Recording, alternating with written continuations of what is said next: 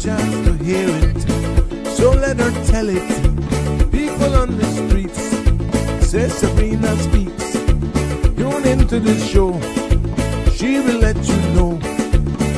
Tell all your friends and family.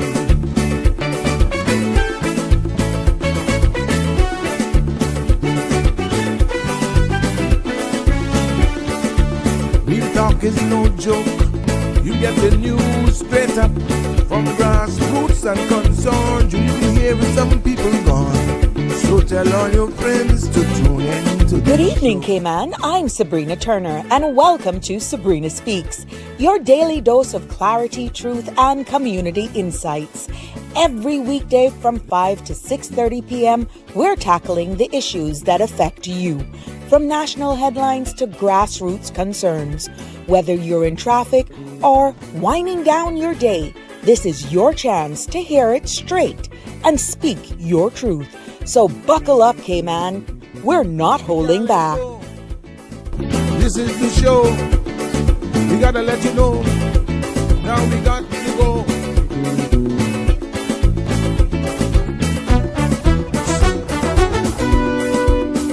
And now here's Sabrina. Hi. Good afternoon, everyone, and welcome back to another episode of Sabrina Speaks, where we're voices of the islands, conversations for the world, and the podcast, where, voices rise, stories unfold, and inspiration takes center stage. I'm your host, Sabrina, and I hope that you're having a good Wednesday afternoon. And I thought it was fitting for me to do this. Happy Wednesday. It's like a breath of fresh air, the middle of the busy week. Inhale positivity, exhale stress. Have a nice day. And in this case, have a nice afternoon. We're here and we're unpacking the issues that really matter most to Caymanians, from taboo health topics to even civic engagement. And today, something that touches every generation is real estate. You asked for it, and we're about to deliver. So today on Sabrina Speaks, I will go beyond the beachfront to beyond the glossy listings and dream properties into the deeper layers of pretty much what it means to build life here in Cayman. And I will be joined momentarily by Miss Kiara from MyRealtor, whose works connect people to homes, but also to hope, to heritage, and to hard truths about affordability, access, and belonging. Seeing it from the eyes of a Caymanian, who is a founder of this organization, kudos to her and her team. So we will talk about property, and we must talk about policy as well. It's a twofold, not necessarily with her, but at the end of my discussion with her about property, we're going to talk about policy. Because just this morning, the People's Progressive Movement released a press statement calling on our government to end the uncertainty and publish a clear immigration plan. You've heard me saying I want to do a show on it. And I have said it numerous of times, but I can't do a show because it's all over the place. We don't even know. You know what? I'll leave that for that section. So that's not just politics. That's personal. And immigration affects who can live here, who work here, who invests here, and yes, even who buys here. So today's episode is a bridge between real estate and real talk, between beachfront dreams and the bureaucratic realities that shape them. So stay with me. Yes, I'm begging you, please stay with me for another episode right here on cmrtv.com. And if you're streaming live on YouTube and Facebook, because I will be right back after this message. So bear with me. The Ministry of Youth, Sports, Culture and Heritage is pleased to announce that the nominations for the 2026 National Recognition Awards are now open. Nominate individuals and groups who played a key role in developing the Cayman Islands' physical infrastructure. The categories include landmark leaders, infrastructure innovators, and the builders of Cayman. Visit gov.ky/YSCH. Click on the nominate button to make a nomination. Here is a step-by-step guide to fill out the form. Before starting, please read the instructions, the award categories, and the eligibility criteria. Step 1. Enter your personal information and select the award category for the person or group you are nominating. Click Yes to confirm that your nominee meets the criteria. Step 2. Enter the nominee's full name, date of birth, and district. Indicate their current status, whether living or deceased, and ensure you have the current contact information for your nominee and their next of kin. Fill out the submission detail and provide any supporting documents and a reference to support your nomination. Step 3. Review your submission and make any changes by clicking the previous button. When you are ready, confirm and agree to the terms and click Submit Form to make your nomination.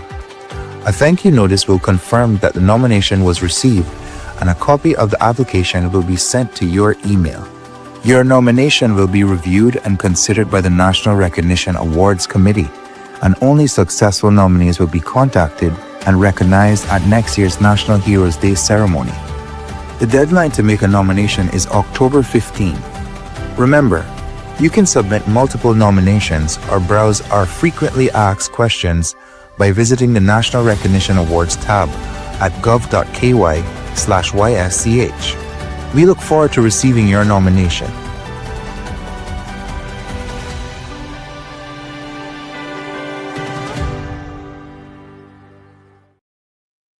And there you have it. Welcome back, everyone. And thank you for tuning in to this episode of Sabrina Speaks. For those of you just joining us, today's discussion will be a layered discussion that moves from beachfront listings to bureaucratic leadership, ending with a sobering reminder: when one cabinet member speaks, they speak for all.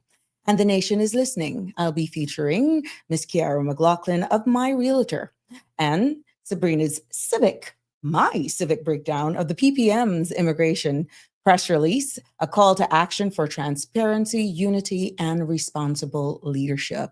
But for those of you who are just coming in or settling down, you may notice on some headlines. I got to do this before we get into it, because every now and again, these things pop up as I go live. But some of the stories that are making headlines today: Charities drops Duchess of York as patrons following leaked Epstein email. And also 1,500 locally hatched chicks marks milestone in food security push here. Kudos for them. Congratulations. And did you see this one? A shocking new study out in Denmark is raising big questions about the safety of tattoos. Now, people with tattoos it's been found that had a 62% higher risk in skin cancer. That's excluding basal cell carcinoma. And for those with tattoos that are larger than the size of a hand, the risk jumps to even higher. Yeah, that's more than 2.3 times higher odds of skin cancer and 2.7 times higher odds of lymphoma and blood cancer. Let that sink in. But hold up, don't panic. This doesn't mean that every tattoo will cause cancer. Science believe the reason that tattoos ink doesn't stay in the skin. They believe that tiny pigment particles can travel through the body, build up in lymph nodes and organs, and some inks contain chemicals already flagged as carcinogens. Now, for all of us who believe in Clorox and bleach, that is full of carcinogens, but I'm sorry, I can't clean without it. But they're believing that some of the inks have carcinogens in them, but some of this is breaking, because some of the strongest evidence, that tattoos right now for these sizes and the ink exposure could have long-term health consequences. So that popped out at me today. And police also, local news, again, local headlines, police investigates 2 incidents of suspected arsons of vehicles. And these stories and more, you can find them on CMR Facebook and on CMRTV.com. And just before coming here, I noticed that there's a scam alert, again, on the same platform. Another fraudulent social media ad is making its rounds, and one spotted on Instagram pretending to be a government program and misuse the image of Mr. Shamari Scott. Now, they can confirm that this is completely false. It is not connected to any government investment platform. So do not click, do not share, and do not send money. Please don't, guys. If it feels wrong, don't do it. And please report these ads immediately to Facebook, Instagram, Meta, so that they can take it down. These are simply scammers trying to trick people. Nothing about this is accurate. We're just asking you to stay alert and protect yourself. So yeah, but all of these headlines and more, Cayman Mall Road for your latest and breaking headlines right there. Let's see who commented first. Hey, Miss Connie. Good afternoon. It's so good to have you here. Good evening, Miss Dawn. Hey, Daisy Lee. Is this still a valid link? Yeah, it is. It is still a valid link. So I'm hoping I understand you there. And also I notice, because it's aligning with immigration, you do realize that there was a shooting at an ICE suspect.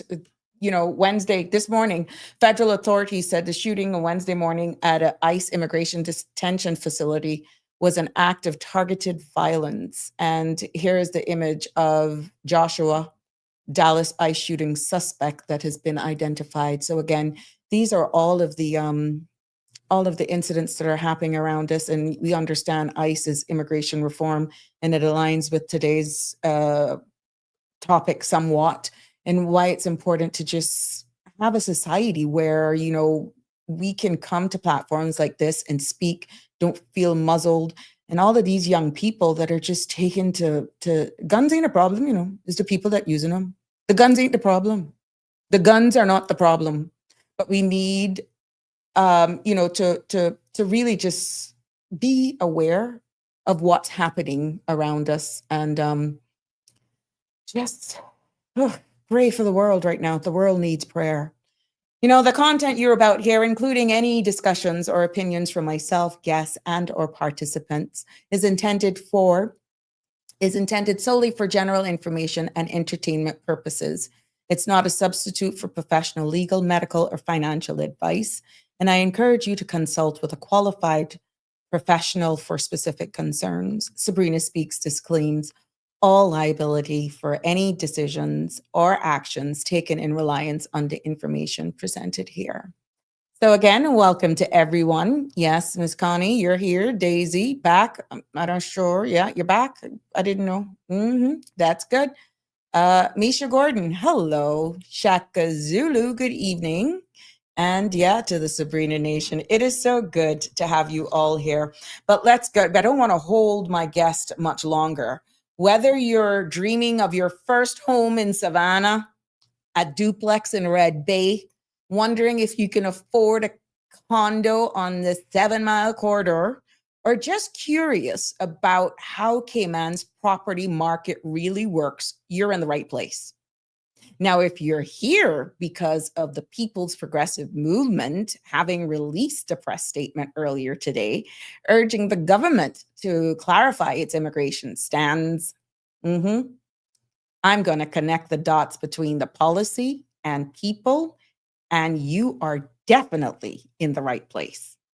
But without holding her any longer, joining me today in studio, virtual studio. Hello, good afternoon, Kiara McLaughlin. Good afternoon, Miss Sabrina. How are you? I am fine after all of that. OMG. But it is a pleasure to have you. I understand you are the founder of MyRealtor, and you're a Caymanian powerhouse who's making property ownership more accessible, I would say more transparent, and more empowering for locals. So, I'm hoping that this discussion today will actually debunk or bust some of the myths, share with us some real stories, and give us tools to take action. I'm just hoping that, by the end of this, what it all means, for everyone in the industry, but to be able to see it from your lens. So again, welcome to the show. Oh, thank you. It's a pleasure to be here. Yeah. Now, Kiara, let's start with the big picture. Okay. What is the current vibe in Cayman's real estate market right now? In terms of buying, selling, realtors. What you're seeing in terms of demand, pricing, and inclusive of who's buying?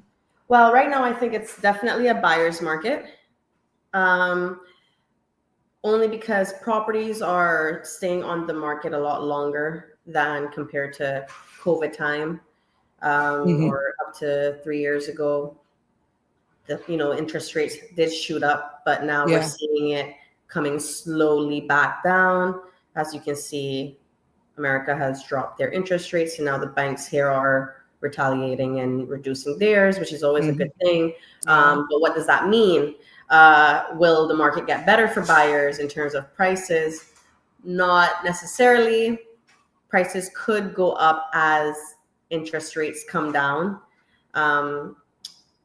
Sellers are finding themselves needing to be more flexible with their pricing of property, only because if you want your property to sit on the market for 5-6 months, or do you want to sell right now? Everybody's situation is different. So it really, truly all depends on the individual themselves. So what makes Cayman's market unique compared to other Caribbean territories? I mean, we are the gem of the Caribbean, we would call it. We're the best place on the planet.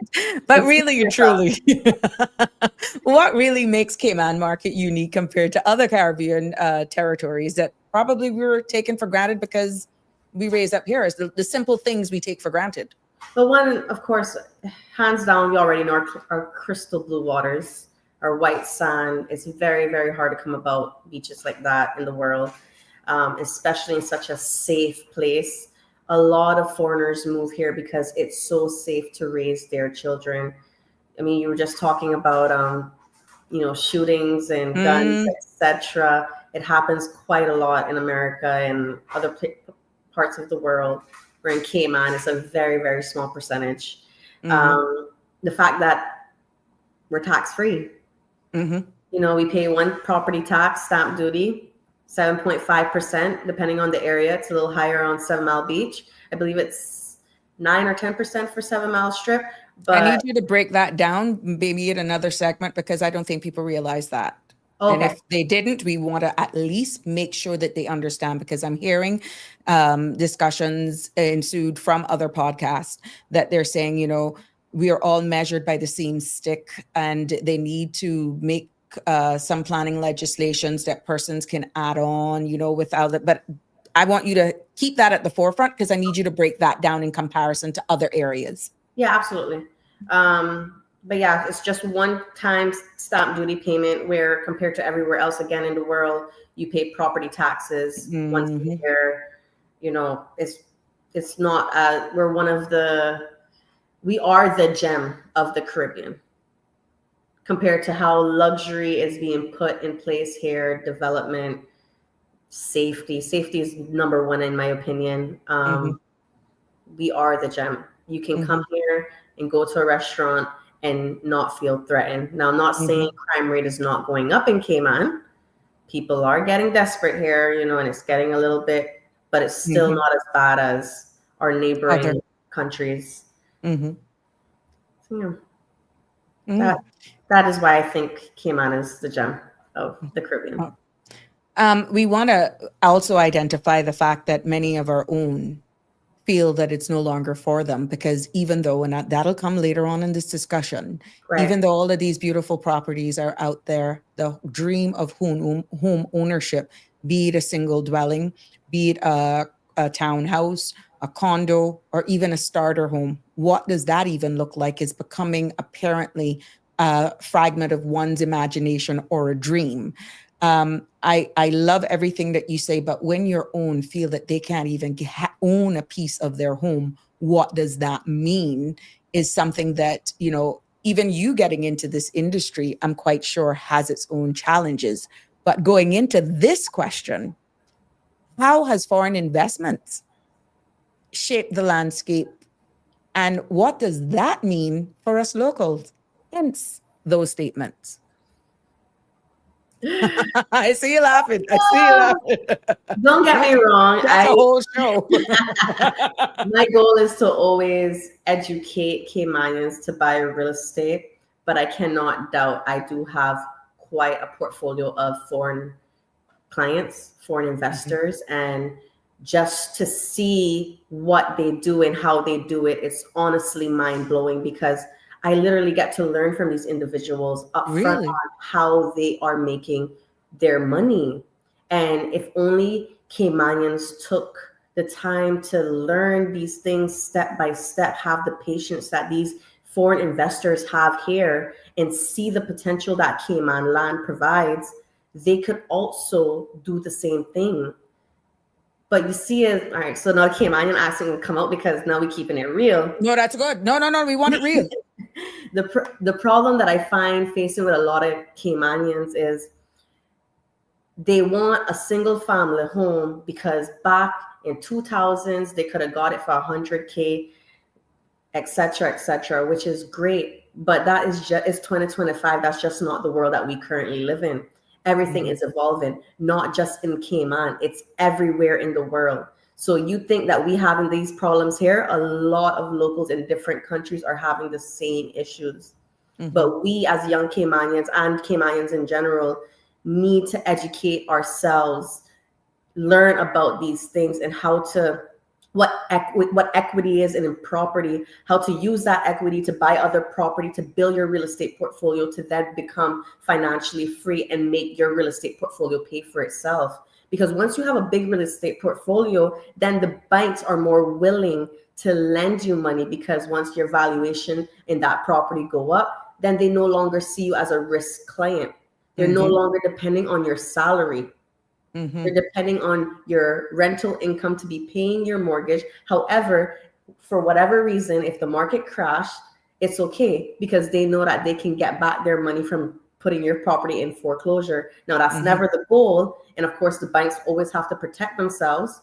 But these are the steps in becoming financially free, especially in real estate. You are putting the spotlight on the real estate arm.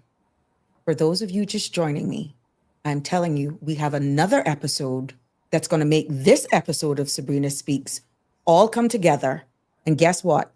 At some point, we're going to have all of those guests together to make it all make sense. Because you made a very profound statement in regards to the use of equity in a property, your real estate portfolio. That's what we're going to be focusing on today.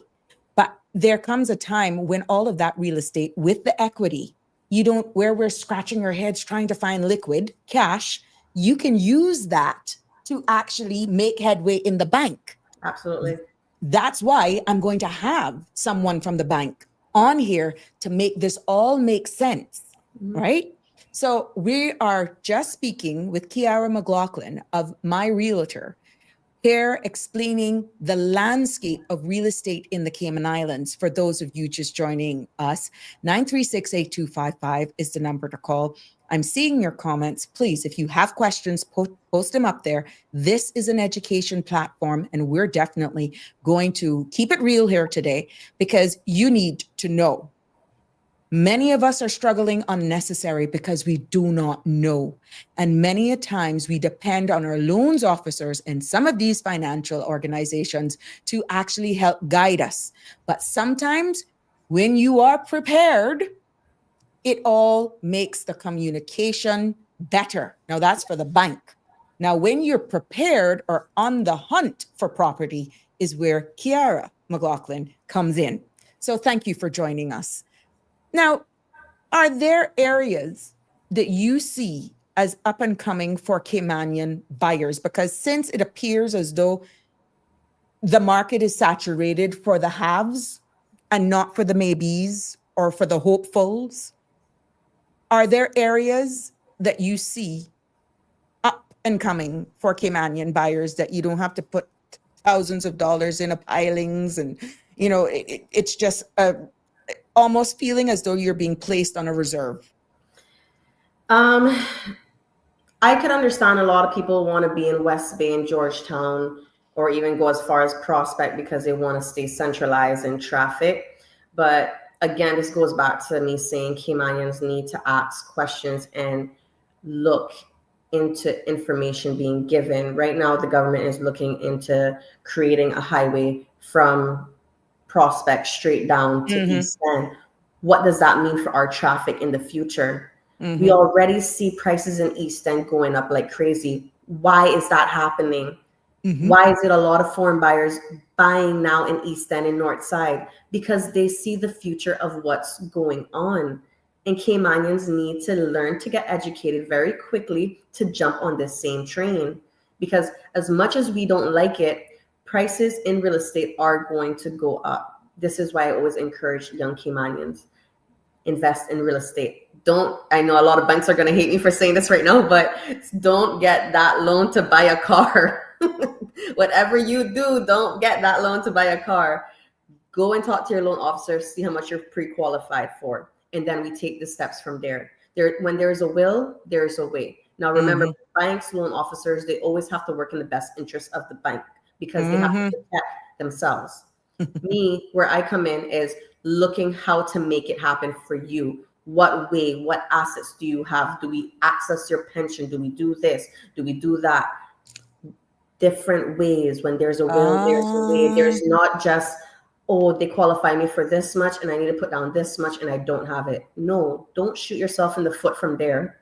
Come and sit down, talk to us, and we will get it sorted. So you're just not a realtor. You're also a guide and advisor, because I could say, I want to live Salt Creek, but I don't even know what my qualification numbers, what my numbers are for this purchase. Right. How do you bring somebody down to reality? A lot of people have high expectations, especially in Cayman, and it gets a little bit more harder when family is involved and whispering your ear what you should and should not be doing. But again, it all depends on the person's circumstances, and we give you facts. We lay it out in front of you, and we give you options. We don't just say, we exhaust every option until nothing is possible anymore. And before joining MyRealtor, I was not this person. I was very much sell your property, help you buy property, and that's it. And I make my commission. After joining Roger Southam at MyRealtor, he opened my eyes to the potential of what we could achieve in the Cayman Islands market. When I came and joined him and I said, oh, we can't do that, he looked at me, he said, why not? And I was like, oh, well, that is just what I was taught. Can we do that? He's like, absolutely. He's like, now how we go about it is a different way. We just have to find the right source and direction of how to approach it. But nothing is impossible. You just have to find the proper way of getting to that solution. Right. So yes, in terms of, we're not just realtors, we're consultants. Sometimes we're lawyer consultants. So we do a lot of mix and, not just selling, but sometimes sellers comes to us with already a buyer and they just don't know what to do. Like I have a buyer who wants to buy my house, but I just don't know what to do. That's fine. No problem. We're not going to charge you an arm and a leg because we don't need to, because you already did all the hard work. Did the hard work. Yeah. And you don't have to go to a lawyer and sell off your limbs. It's okay. We know how to do the process of RL1s and RL27s. And if you don't know what is RL?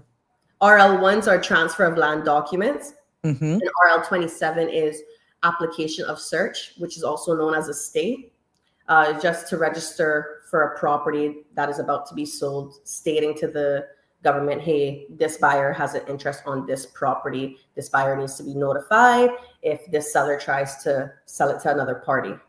Okay. And then the RL ones are the official transfer documents where, the buyer, seller signs, get notarized, and then make the exchange with the money, of course, and the sale happens. So in the event that that property is tied up, let's say in a legal battle or whatever, these are all due diligence that's done behind the scenes that should pick up all of the, if there's any red flags. Absolutely.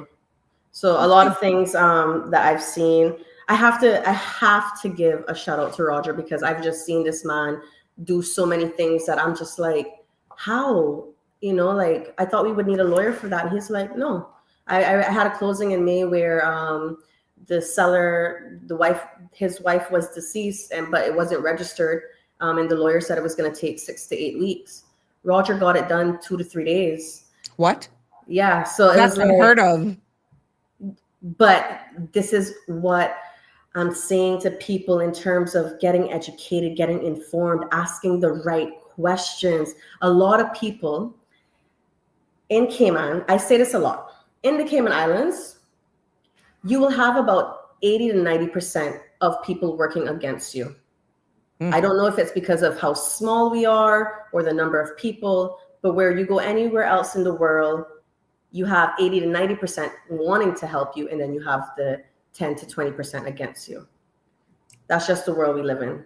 But I'm telling you, things that people think are impossible, we make it very possible. Not because we're cutting corners or doing anything illegal. It's because we ask the right questions. And that's all people need to do, is ask the right questions. I got a call today from a young Caymanian who was like, Kiara, I'm so sorry, don't kill me, but I'm working with this realtor to buy this house, and she's making me feel very uncomfortable. Oh, wow. And she's like, I asked for this document, but all they want me to do is sign the agreement, and I'm feeling very uncomfortable to sign the agreement because I don't want to be tied into something, and then I have to close on a property that I'm unsure about. And I said, slow down. As a first-time Caymanian buyer, you need to ask a million questions. If you're not asking a million questions, that is a problem. You need to know what you are investing. Real estate is one of the biggest investments you're ever going to make in your life. This is 5-6 figures we're talking about. This is big money. Now, you might not be getting the physical cash and handing it to somebody, but technically you are, because the bank is doing it in your name, and then you have to pay them back, and then you're tied to that debt.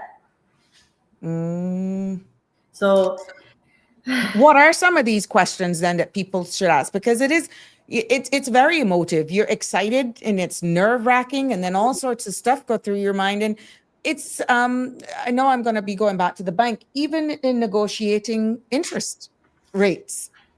Caymanians don't even know that you can actually go back and counter. Yeah. So what are some of the questions they should be asking? Like the example you gave. Well, I mean, in regards to the banks, oh my God, I hope I don't want them to They will be on to defend themselves. I'm talking about in the real estate part of it. Like you said, that person called. I don't want to box you in for the banking, because that's going to be a separate show. You're right. Okay. So in terms of if you're working with an agent, the questions you should be asking is this is one of the most important questions that you need to ask your agent. Are you legally able to represent me as a buyer? What a lot of people don't know is Sariba agents are not allowed to represent buyers. They are legally only supposed to be representing the seller. So if I'm a listing agent and you are part of Sariba and you bring me a buyer, you need to represent my seller. You're not representing your buyer anymore. You're representing my seller, and we're working in the best interest of the seller. Okay. So I learned this the hard way when I was with Sariba. I posted a TikTok of why you should hire me as your buyer's agent, and the organization emailed me saying, you need to take that video down. We cannot represent buyers. If you don't take it down, we'll fine you, etc., etc. The whole works. But they legally cannot represent buyers. And a lot of buyers don't know that, because what they do is they go directly to the listing agent. So that is one question you need to ask. Are you legal, or who are you representing? Are you representing me or the seller? Okay. Ask that straight up question in writing. So then that way you have something in writing that states, yes, I'm representing you, or technically, no, I'm representing the seller, etc. Always have something in writing. It's very important. Well, clearly there's a lot to navigate. And with that complexity comes a whole lot of misinformation. Yes. That you're only thinking about your 20% commission. They don't give a crap about you. But you know what? Let's tackle some of the biggest myths head on, right? I want to know some of the common beliefs, beliefs that will tell whether or not there's facts or fiction. Okay. So is there any truth that you need to be rich to own property in Cayman? No, or that's perception? That's perception. I'm 26 years old. I'm far from being rich, and I bought my first property at 22, 23. You do not need to be rich to buy property in Cayman. How did you do that, Kiara? I mean, I only bought a piece of land. Like, I didn't buy like a apartment or a house or anything like that. I just bought a piece of land. And I bought it like 3-4 years ago. But now I'm in the process of going through planning to build apartments on it. And I'm 26. Now, how many 26 years old can say that, you know? Again, it's about seeing the long-term goal, future, not, oh, I need this right now. And a lot of Caymanians, especially young Caymanians, live in the now and not the future, which is fine to live in the present, but to grow, you need to see the future and what could happen. And without risk, there's no high reward, you know? So you don't need to be rich to buy real estate. You just need to make a plan. I like to say vision boards. I love making vision boards. I make one every year. And set your goals, set your priority. I already knew from when I bought the land, I had different, like, I went through so much trials and tribulations with this property. I was like, okay, I'm going to subdivide it and then sell one piece to kind of help me with my mortgage payments, because the mortgage payments are high. Right. I couldn't do that because I got my stamp duty waiver on it. So the government wouldn't have allowed me to subdivide and sell without paying like $20,000. And I didn't have $20,000. You didn't have that. No. So I said, okay, so what's the next route I can go about then? Okay. Oh, well, maybe I can build a house on it and then sell it pre-construction. Building a house that's 1,600, 20,000 square feet is a lot of money when you start talking to contractors. So it's like, okay, what else can I do that will allow me to build? So I went through a lot of, when there's a will, there's a way. You just have to go those different routes to see what fits you. And that's exactly what I did. And I just found that the route to fit me was going through planning and building 4 one-bedroom apartments, very small, compact apartments, selling 2 to 3, keeping 1, and then starting over on the next side of my land. Very interesting. So the goal is, yes, I want my dream house, but the reality is we buy our dream house, late 30s, 40s, maybe. That's like the average age of buying your dream home. It could be earlier, but I'm taking baby steps. It's a marathon. It's not a sprint. And I am trying to learn as much as possible as I go. Let me tell you, speaking from the words of a 51-year-old, the dream home at 50 is probably what is the ideal starter home. You just want a 1-bedroom with a wraparound porch, maybe some vision of the sea, and you don't want to think about any yard. So it's amazing how we can have this conversation, you being at that age, and what is your typical dream home in your 20s, early 30s. Trust me. In your 50s, you're like, you want to be in a shoebox almost. Yeah. You nothing to worry about. So it's interesting.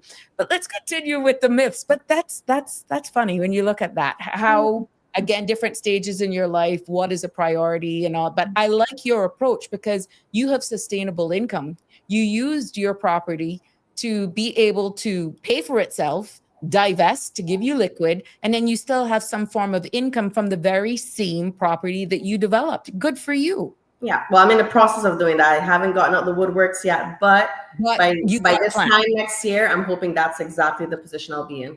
And we're going to call all the good vibes from the universe, girl. Let's continue. Let's continue to myth bust. Okay. Is it a myth that only foreigners buy luxury homes?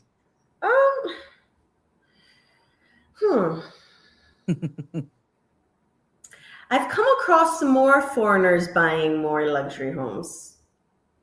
But I just came from a property on the ocean side and north side this afternoon, and the lady was Caymanian, and I'm not gonna lie, I was very like, oh my God, you're Caymanian, you bought this. Like, oh my gosh, I felt so inspired. Like, that's so amazing to see like a Caymanian woman being able to buy something like this on the ocean with a beach and a pool, and the property was gorgeous. So I would say maybe 90% are foreigners, maybe. And then maybe the next 5-10% are Caymanians. But then again, are we talking native Caymanians, paper Caymanians? Because it all, so a lot of foreigners who buy luxury real estate turn into Caymanians eventually. Yeah. So because of course of our law where you can buy over 2 million, then you get papers, right? Right. So it all depends.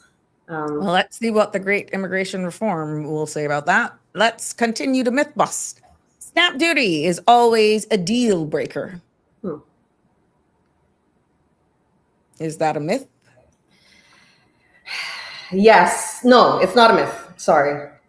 Stamp duty could be a deal breaker, especially for foreign buyers.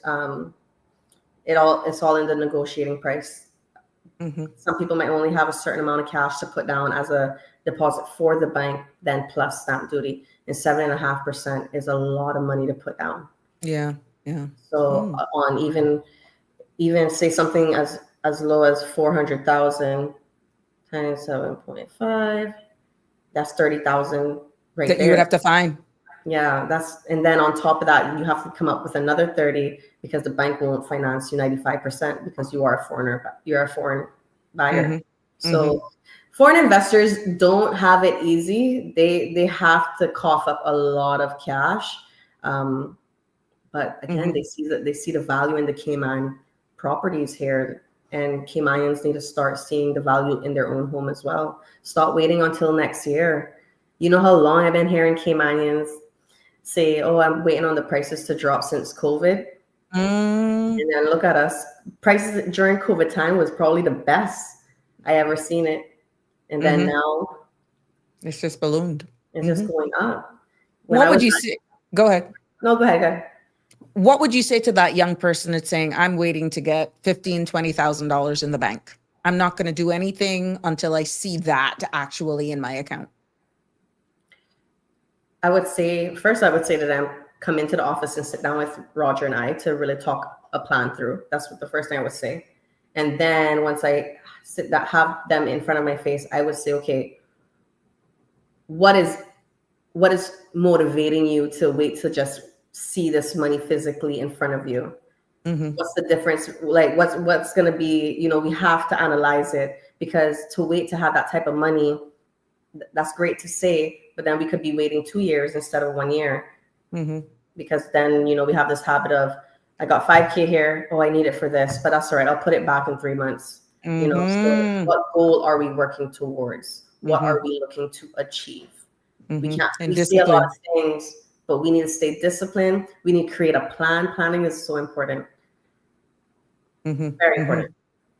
And this whole, I got to go to every concert that they're having. I got to go on the traditional every long weekend off to Florida or wherever. These are some of the personal sacrifices that you have to actually make. And even those high balances on credit cards can actually impact what you actually can qualify for. Guys, don't get a credit card. Don't get a credit card. Tell them why. Don't get a credit card and don't get a car loan. Please don't do it. Oh my God. They get back and forth from work, and it's not like our public transport is reliable. I'm just saying. There's a way you have to make Kiara, it I'm work. just saying, these are some of the obstacles. And then they say, look, Miss Sabrina and Kiara, I'm talking foolishness. I can walk into the bank and I can get a $40,000 car and they throw me in the side a credit card, but I want to get my first time home. And they tell me no. Well, because when you get a mortgage, when you get a car mortgage or a credit card, interest rates are really high for those items. Really, really high. You need to look at those numbers and then calculate every year how much you're paying interest, and then see how much you're really actually paying, because it's not 40,000 you're paying for the car. Yeah, it's more than that when you do the lifespan of the loan. Yes. You could probably buy 3 cars. It's a lot more than that. So you have to see, and then because of that, and that increases your debt ratio. So when you increase your debt ratio, and then you want to go get a mortgage for a $400,000 house, $400,000 plus, and it's no longer 40,000. It's like 80,000 now for your car that you've paid. That's not worth that. It's true. You're over your debt ratio, way over, and they have a meter where you can't go over 50%. Now, some banks might be able to work with you depending on how much cash you put down. But once you go over 50, 55, some banks don't even go over 40. If you reach the 40 debt ratio, that's it. You can't be loaned any money. Right.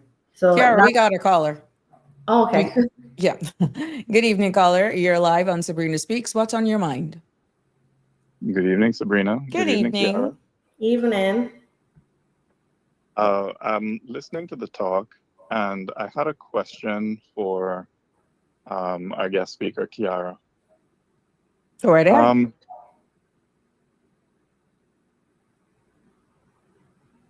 Go ahead. Caller? Hello? Yes, you may want to turn off whatever's playing in the background because it's confusing you. There's a slight delay.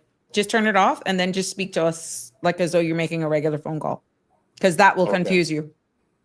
Okay. All right.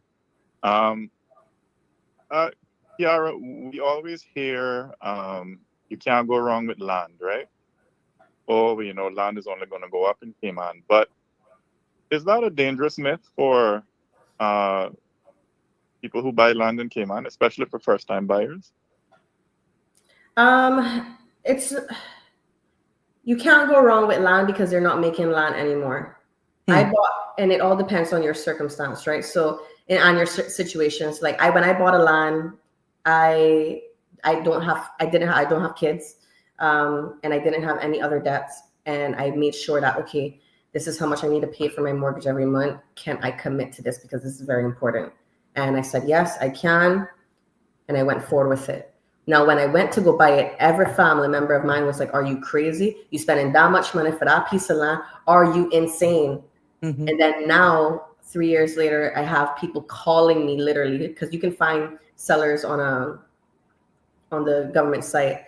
Will you sell me your land for this much? Will you sell me your land for this much? And as much as I'm like, yeah. So I could sell my land right now, pay off my debt, and have some pocket change if I needed to. So if I did run into a financial situation, at least I can sell my property, and then the worst case scenario is you so in debt you don't have any pocket change left. But if it's a situation where you're like, I can sell and have some chump change to then help me rebuild against on starting something new on something else, you can go that route. But I cannot say buying land is a bad thing to do in Cayman. They're not making it anymore. Your land is located on the beach? No. No? Oh. Why did we both do that, though, Kiara? That's so funny. Why did it? Like, what the heck? No, I mean, I wish it was located on the beach. Well, maybe, I don't know. I don't know if I would want to. But it's so funny that we both cracked up at that question. I wonder why. Yeah. No, when she said her relatives were telling her that, are you crazy for that piece of land? I'm like, oh, it's probably beach land she getting. No, my people are Caymanian, you see, and they so used to back in the day of spending X amount of money on a house. So yeah, they were like, absolutely not. But you see, what happened is outside of my grandmother and maybe one aunt of mine, they're the only ones that own real estate. Ah. Everyone else in my family, which is quite a few individuals, don't own real estate. So they don't know. They don't understand. And They that don't- could be, caller, not to take away from you, that could be deflating to some young person who sees it differently, but then Right. got all of this background noise from your very own blood family telling you otherwise because they're stuck in their way of thinking. Yes. And a lot of people aren't. They're not very financially literate, so they don't see the value. Correct. They might see the dollar sign. Mm. They need to be teaching this in school. I personally agree with Kiara because I mean you can't go. But I think I don't want people to lose what Kiara just said. She's gonna hold on to her land until she absolutely has to divest it, right? Because land is currency in Cayman. Mm-hmm. The reason why I asked that question, right, about the property values and land always going up. We've seen global markets crash before, right? Mm-hmm. And sometimes I wonder if telling Caymanians it will always go up, if that's just setting them up for risky debt, Mm-hmm. right? But I guess Kiara sort of answered it because I mean, if you're buying land just to hold on it, just to sell it later, which I wouldn't recommend any Caymanian do, unless you absolutely have to, Mm-hmm. right? Then I really don't see how you can lose with land. No, I currently have my land to build because I want, like I said, I have a lot of foreign investor clients, and what I'm learning from them is rental properties is it. Mm. And not the expensive rental properties on 7 Mile Beach. It's the low income rental properties that are always going to be rented that are it. So Sabrina, you can't give her one next kaboom for that. The girl got sense. Give her one next kaboom. yes, That's like the golden buzzer. Okay, Kiara, get it. so that is my goal in that sense. But yeah. But Well, yeah, I want to ask one last question, and then I'll let you guys go. Right? Back in the day, some Caymanians used to give their relatives land by the beach, not out of kindness, mind you, but because it was seen as worthless scrub. Boy, what a mistake that was, right? Mm-hmm. Today, that same land is worth millions. What does that say about how much Cayman itself has changed? Mm. I'll leave you guys there. Have a good evening. Thank both. you, caller. Likewise. That's what he does. That's a huge, but hey, you're the expert here. okay, What you is know who that is. I need to saying? figure out his name after this. Oh, really? He is the secret. His name is Albert. He has everybody going crazy with his voice. He always he always has his well thought provoking questions, and even leading into his questions, it makes sense. He can also be a poet at times, and then you literally, mm-hmm. He sounds like girl. a very intelligent guy, and I look forward to meeting him in Nice. person if we haven't met already. This is another show for Sabrina Speaks Connection, but just by the voice. Oh, sounds like. But what are your thoughts on that? We pretty much divested our beach land, and here we are. It's now worth millions. If there was only a crystal ball. Honestly, if you're a Caymanian who has property and there's a foreigner hounding you for your property, 9 out of 10, there is a really big reason why they want your property. So why they seeing that we can't see? They're educated. They asking the right questions. They're around the right circles. A lot of this whole Caymanian versus expat thing really frustrates me because we can learn so much from each other. It's so exhausting to hear, oh, expats taking away our land from us, when no one can take away our land from us. We as people is selling our land because we see a dollar sign. And then we end up hurting ourselves because, oh, but I didn't know that. Because you didn't ask the right questions. You didn't, instead of seeing that dollar sign and going crazy like, oh my God, I could get this much money for my land right now. Yes, I'm gonna sell it right now.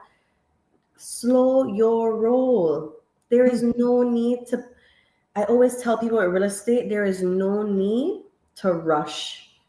Now, a lot of agents will say that differently from me because we work commission, right? If we don't make a sale, we don't make money. But I am here to inform, educate, and get people on the right track. Slow your roll. If a foreigner wants to buy your property, they're 9 out of 10. There is a very valid reason why they want to buy your property. Not because, oh, your property is adjacent to mine. No, it has to be something more. Not because, oh, I need extra road access. They could go to government building and request that, you know, and buy a piece, not your entire parcel. So we just need to ask more questions. That's all.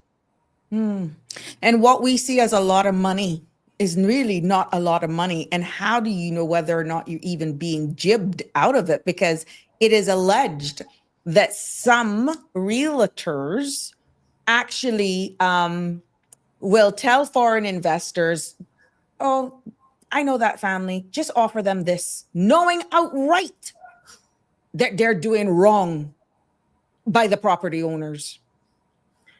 And that is unscrupulous of them.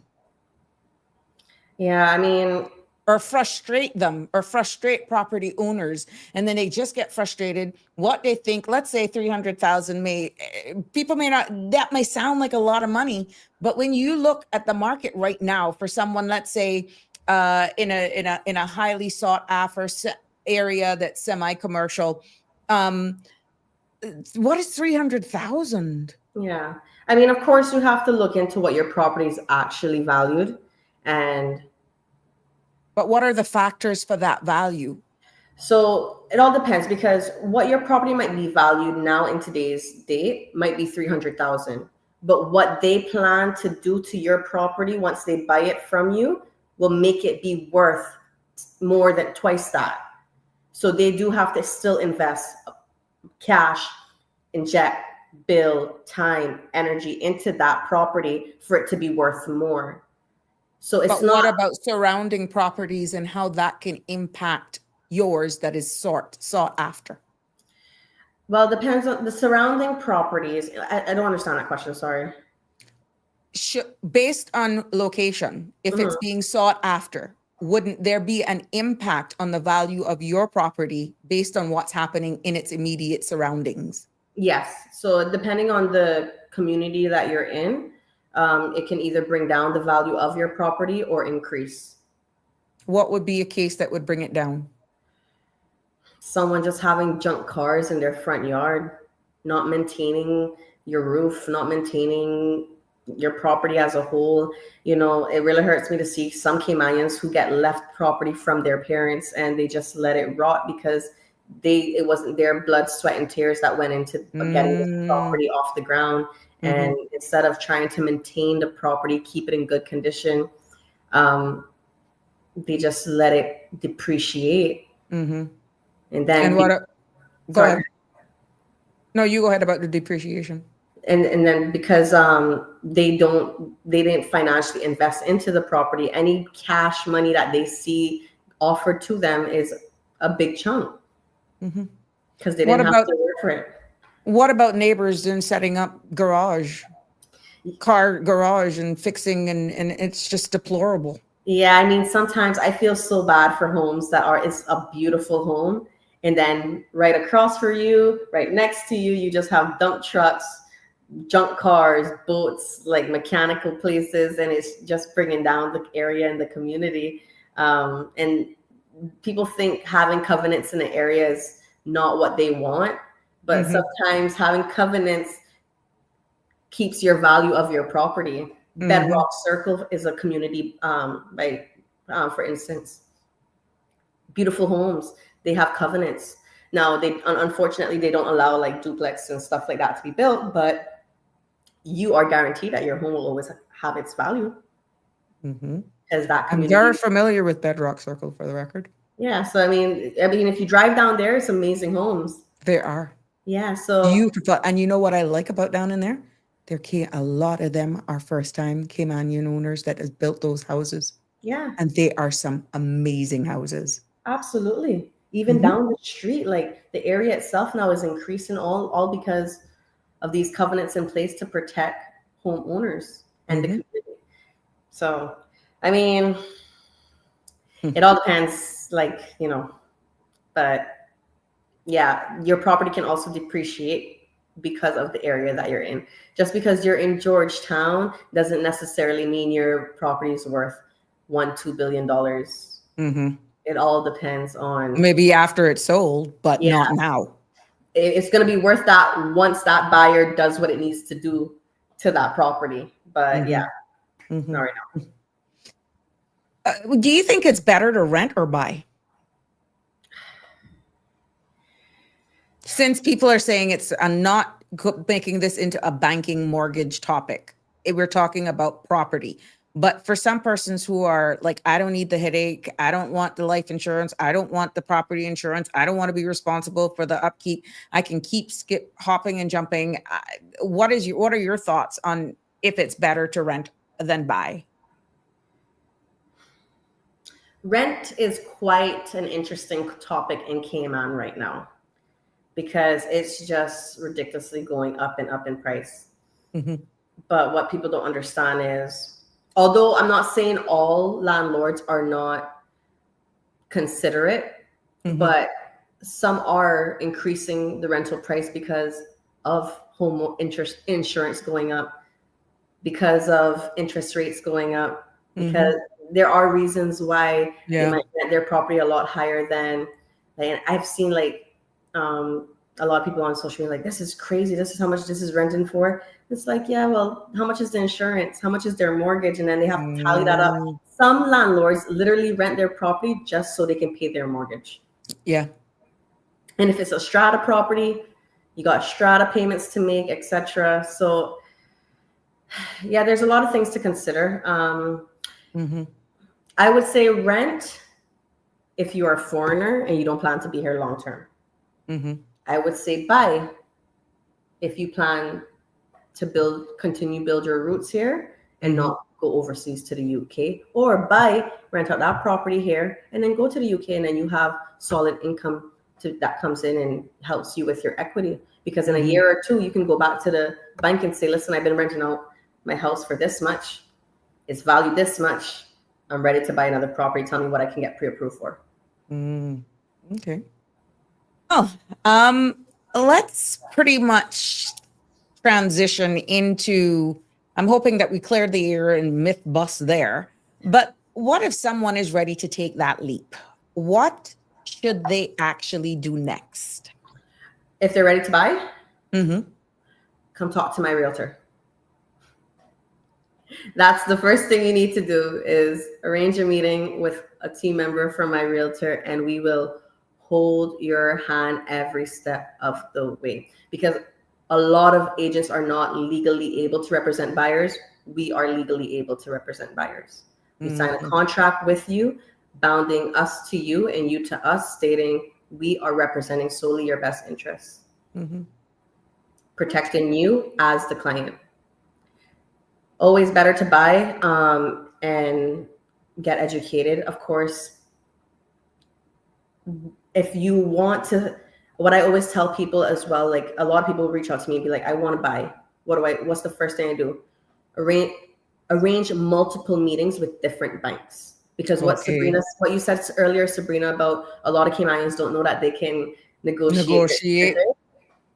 You absolutely can. And I'll be like, really? Yes. That's why you need to meet with those multiple banks. Compare who gives you the better rates and conditions. And then go to your preferred bank and say, hey, so-and-so offered me this. Can you match that, or can you do anything better? And put the ball back in the bank's court and see what they come back with. Sure. Kiara, please give us your number. You got Mrs. Lolita McBean. Can I call you tomorrow? You can call me tonight. My number is, I shouldn't say the area code, right? Everyone knows. I'm putting in it. I'm typing it in as you speak. Okay. 928-2190. That's my number. There we go. And I will also put your email. Yeah. So that'll be my first name. Kiara. I got it. I'm going to do it right here. I got it right here. I just didn't know which number you would have wanted me to use. Oops. No problem. I hit that before. I wanted to. There we go. That's the email.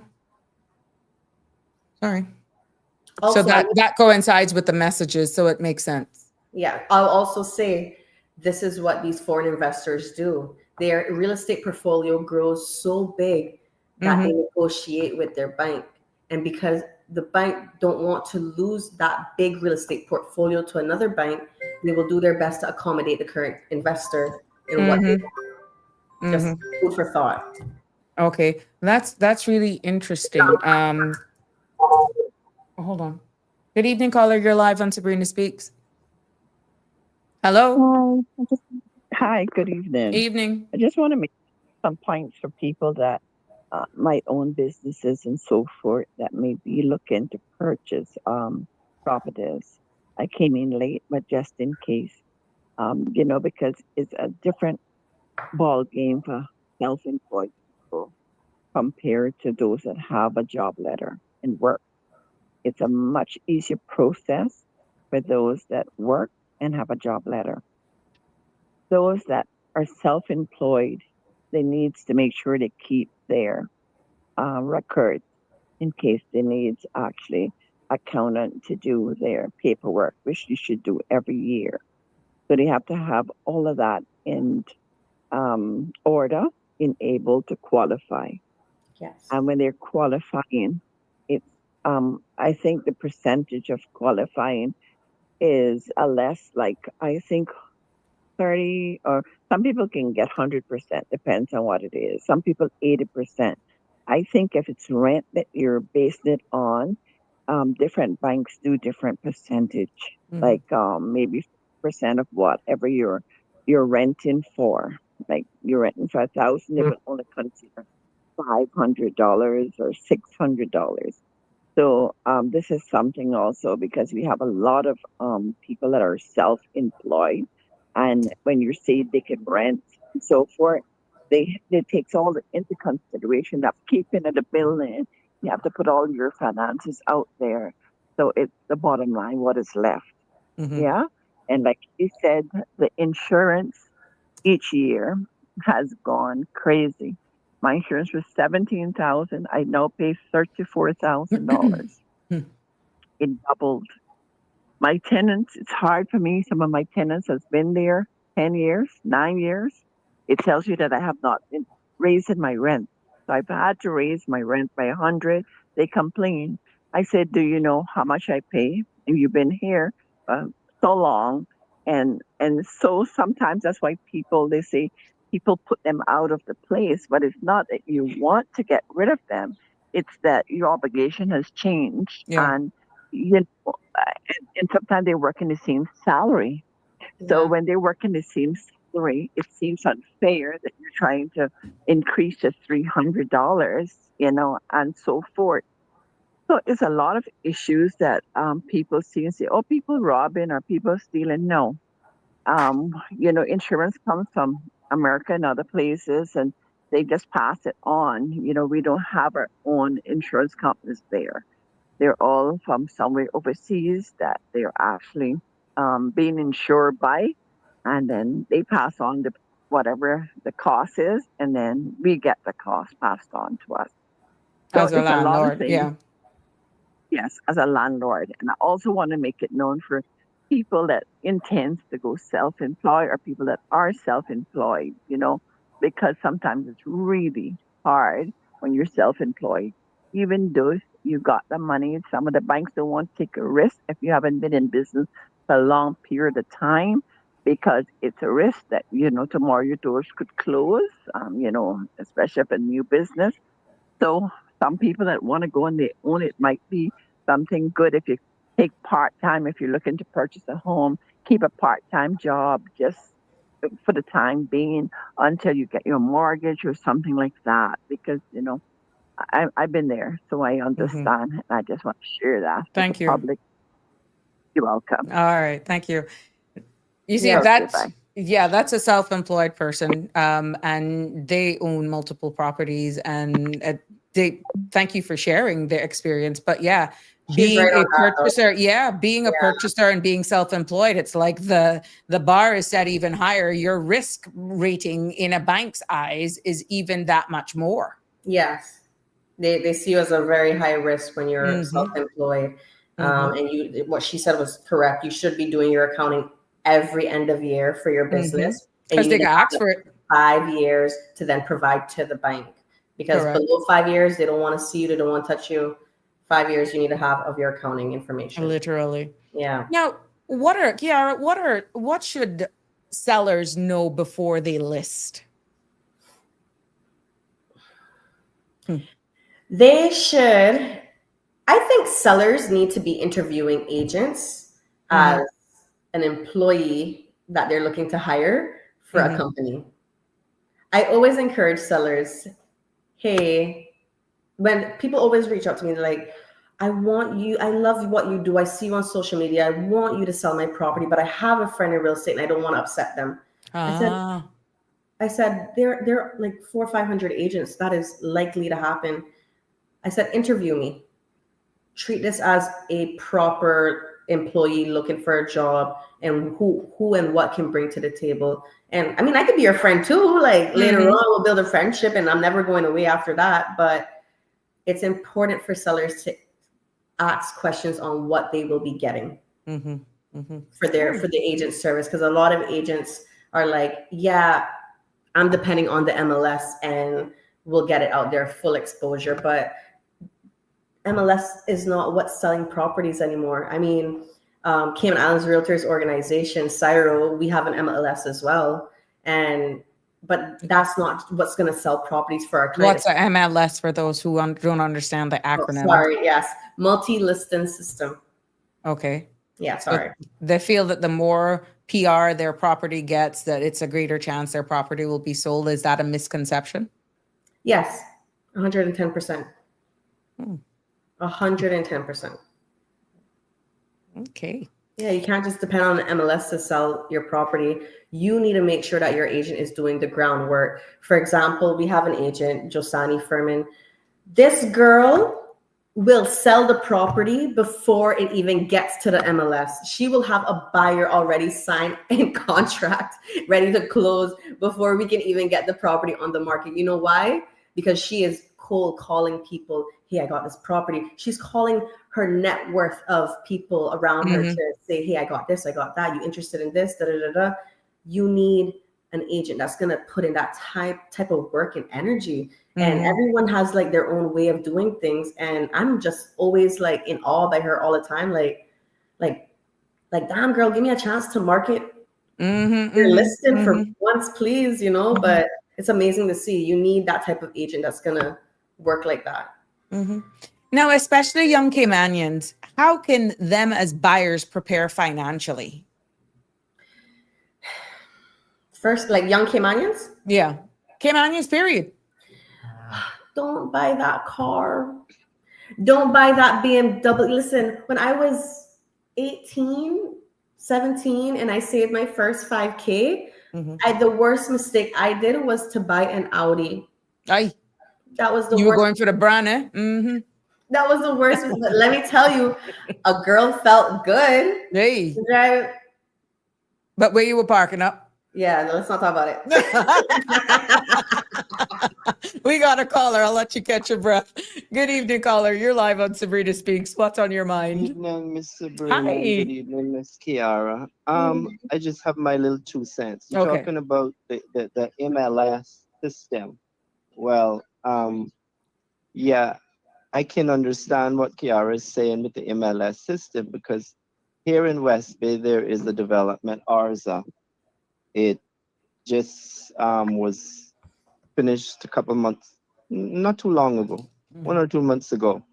And even before that was finished, there were at least 3 real estate listings out in the front of it. And before it got finished, there are now 6 real estate signs out in the front of it. What? 6 real estate. How is that possible, Kiara?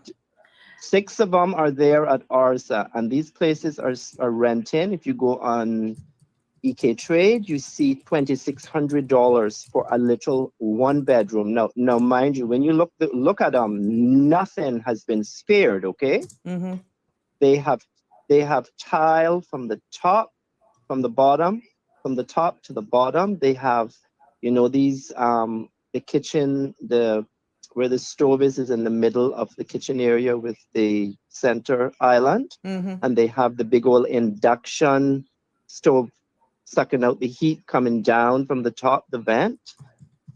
Nothing has been spared with this development, but yet you go and throw fake grass into it. And I'm like, what? You want I'm very a familiar with the development one-bedroom? you're talking about. A 1-bedroom, they want $2,600. Some are $2,850. This is CI. 2 bedrooms are $3,400. And first they had up, you couldn't have any pets. Now I think they've changed that. You are allowing pets. Why? Because you're not selling them. And a 1-bedroom, I think it's 400 and something square foot or 561 square foot. And it is $299,000, I think, $900. And this place has a gate, and the gate is not working again. So I'm like, how many times are you going to fix this poor gate? But what gets me is you build something like this. It's probably about 40 apartments in there. You build something like this, but you do not even build a partition between your balconies. So there's one set of the building, one building faces Birch Tree Hill Road, okay? So you have to face the road when you come out on your patio. Plus you get to face all of your neighbors, okay? Because there's no partition. And I'm going, this man has so much money, but yet this is what they did. So who they think going to buy this little cubby hole? It's beautiful inside, don't get me wrong. Nothing has been spared. The expense, everything. But who's going to come and buy that? You have 6 real estate signs up, okay? And you're not selling them, because I think one was sold, and then I saw where acts of random kindness bought 2 to put clients in there. And I'm like, there's no partition between these apartments. You have literally no privacy. Because then the other buildings border the road of Bankers Road, and their property is all the way to the side and the back of that. And I'm like, but which young Cayman you're going to buy a place that now got, you can't, if you have a pet, you tell them you can't have a pet because strata, but now you're saying you can have pets, and you don't even put real grass. You bought this old fake roll-out grass to put down in the common areas. And I'm like, who in their right mind would want to come live there?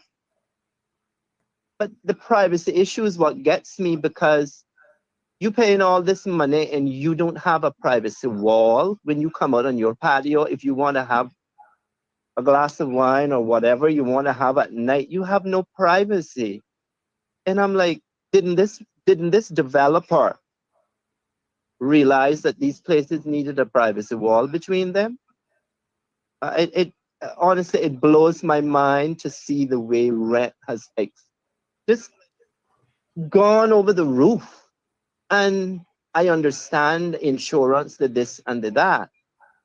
But if you are, who are you attracting at $2,600? Because it's certainly, where I'm going with this, it is not the Caymanian that you are building for, because a Caymanian that is just starting out, a young Caymanian, cannot afford that rent, period, much less to purchase it. And it's like Caymanians are outpriced out of the market. But then I go back to this scenario. I said to someone years ago, I said, we had so many Caymanians that owned beach land. And I says, all of these condos on 7 Mile Beach, had the Caymanians of yesteryear realized that they were sitting on a gold mine, they would not have sold their land. But the reality was, we can't plant anything on that in the ground, so they sold it. But then you have some families that have held on to a couple acres of their land and passed it down generations to generations. But you know, I've seen so many changes in Cayman, and I'm like, all of these buildings are going up, but nothing is in a budget for a young Caymanian starting out. Unless you have been living at home with your parents and saving, it is hard to do unless you have a good job and you commit like Kiara has done. She bought her first piece of land a couple years ago. And I have to applaud you for that. Because I have a few other Caymanian friends that started out the same way. And now they've paid off their homes and they have apartments and they have their families, but they're financially secure.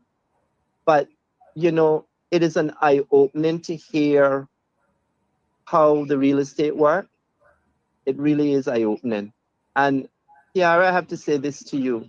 As a Caymanian man, a Caymanian, I don't call them women. I call my Caymanian people the ladies, okay? You keep shining, you keep doing what you're doing because you're on the right track. And all I ask of my people is when they do something and they do it to make it shine and do it at the best of their ability, educate your people. And you have that in mind to do. So I'm just going to say thank you. And you continue to shine in what you do. And I told Miss Sabrina this already. When I was going to school in the Bragg, I had a history teacher, Miss Barker. And we used to call her Miss Bitsy Barker. She was slim, but educated to the max from St. Kitts and Nevis. And she told us, students, I don't just want you to reach for the sky. I want you to reach for the stars. And Kiara, you keep reaching to those stars and grabbing them because you are on the right track. Educate your people and you will go even further and you will be where you need to be. You're smart, you're educated, you keep doing the most. You reach for those stars, young lady. Because we have to uplift our Caymanians instead of putting each other down. Yes. And I'm very proud to say you keep doing what you're doing, young lady. Thank you. And thank you for giving your time so that we can get educated out here in this community. Thank you very much and have a pleasant evening. I'll continue to listen. Appreciate it, caller. Thank you. You're welcome. And Bye-bye. Kiara, he says? You know, I'm pregnant, so I got emotional. No, we got to applaud you, Kiara.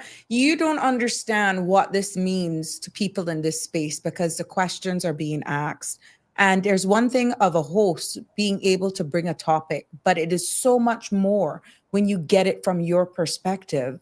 And I know that we have been talking about the buying and the selling part, and I'm hoping, like the caller alluded to, that other persons who are in tune actually see the landscape totally different. And for you actually stepping out of the box, your organization that you're with, the steps that you have made, I'm hoping that that motivates a lot more persons, young persons, middle-aged persons that thought it was impossible, that your approach will actually be more inspiring and encouraging. And when we do get the financial person on board, the bank, someone, a lender on board, that now will put another layer on.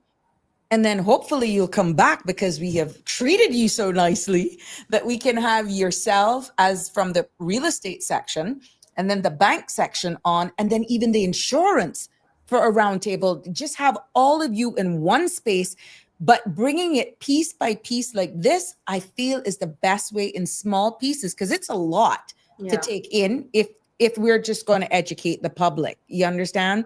Yeah. But, you know, I want to thank you for taking that approach. I want to thank you for stepping out of your traditional, just being a real estate person, thinking of only the commission, really educating, as you rightfully said at the beginning, advisor, counselor, even sometimes legal advice. That is sometimes unheard of. Yeah. And I don't really speak in terms of my personal life too much, but And I thank you for being candid. and I I really thank you. I will share something that I have not, I believe, shared with only personal people in my life knows. But when Caymanians say like, oh, I don't have no money and I come from nowhere, and I just want people to know I don't come from money either. I grew up with a father who was struggling with drug abuse all my life, in and out of my life. My mom left the island when I was 10, and basically it was left to my grandmother and my aunts who raised me and basically did what they did. And with a kid like that in such a prime age, not having her parents, I acted out a lot. A lot. I was always in trouble in school, getting into altercations, getting arrested. My grades were always good because I had my aunt in my ear constantly, like, you want to be dumb? You want to be, you don't want to have nothing for yourself? Like, she was always in the back of my head. And thank God I listened to her to go continue to get my education and move on. But I didn't come from it. I don't come from it. And I'm someone coming from my family tree, breaking a generational curse. So when I hear Caymanians say, oh, my land is being taken away from me, no, it's not. Your land is not being taken away from you. These foreigners are not taking your land. I'm not going to say years of governmentship has been perfect, but there's things that you can do for yourself to get ahead. You don't need to come from those, the high profile, the certain the high name, it's what you names, make, etc. No, you don't need to come from those type of families, because trust me, coming into real estate at the age of 18, a lot of agents, well-known agents, big, sharp agents looked at me and said, who are you? When I would speak out and give my opinion, they would say, why are you speaking? Who are you? Who is your father? Who is your mother? You are nobody. Please stop talking. Literally. What? Yes. And many Caymanians get, and that is what we're trying to stop. But go ahead, please go ahead.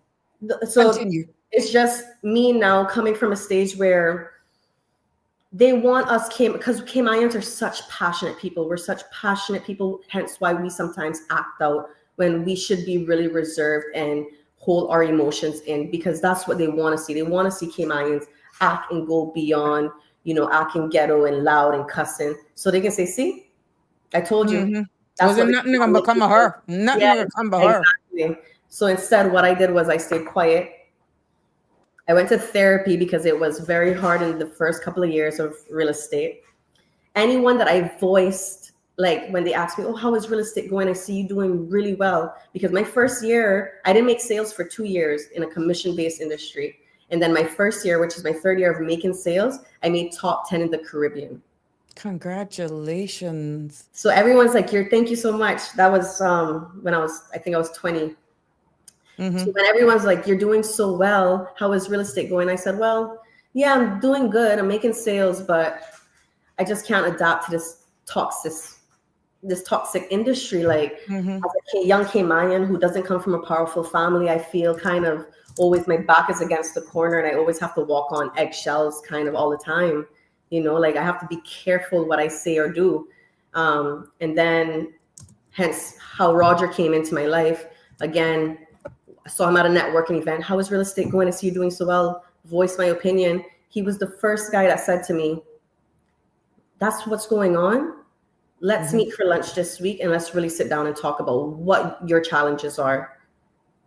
And then that's how Roger and I joined forces. And from there, a lot of people said, oh, grass isn't always greener on the next side, which is true because I was going from a very big company in the Cayman Islands, well-known big company, name brand, to a smaller company where I was going to risk it all because big name brand real estate firm, small name brand company no one knows about. I was about to risk it all. And now look at us 4 years later and what everything MyRealtor has achieved in a short amount of time. We've opened a new organization.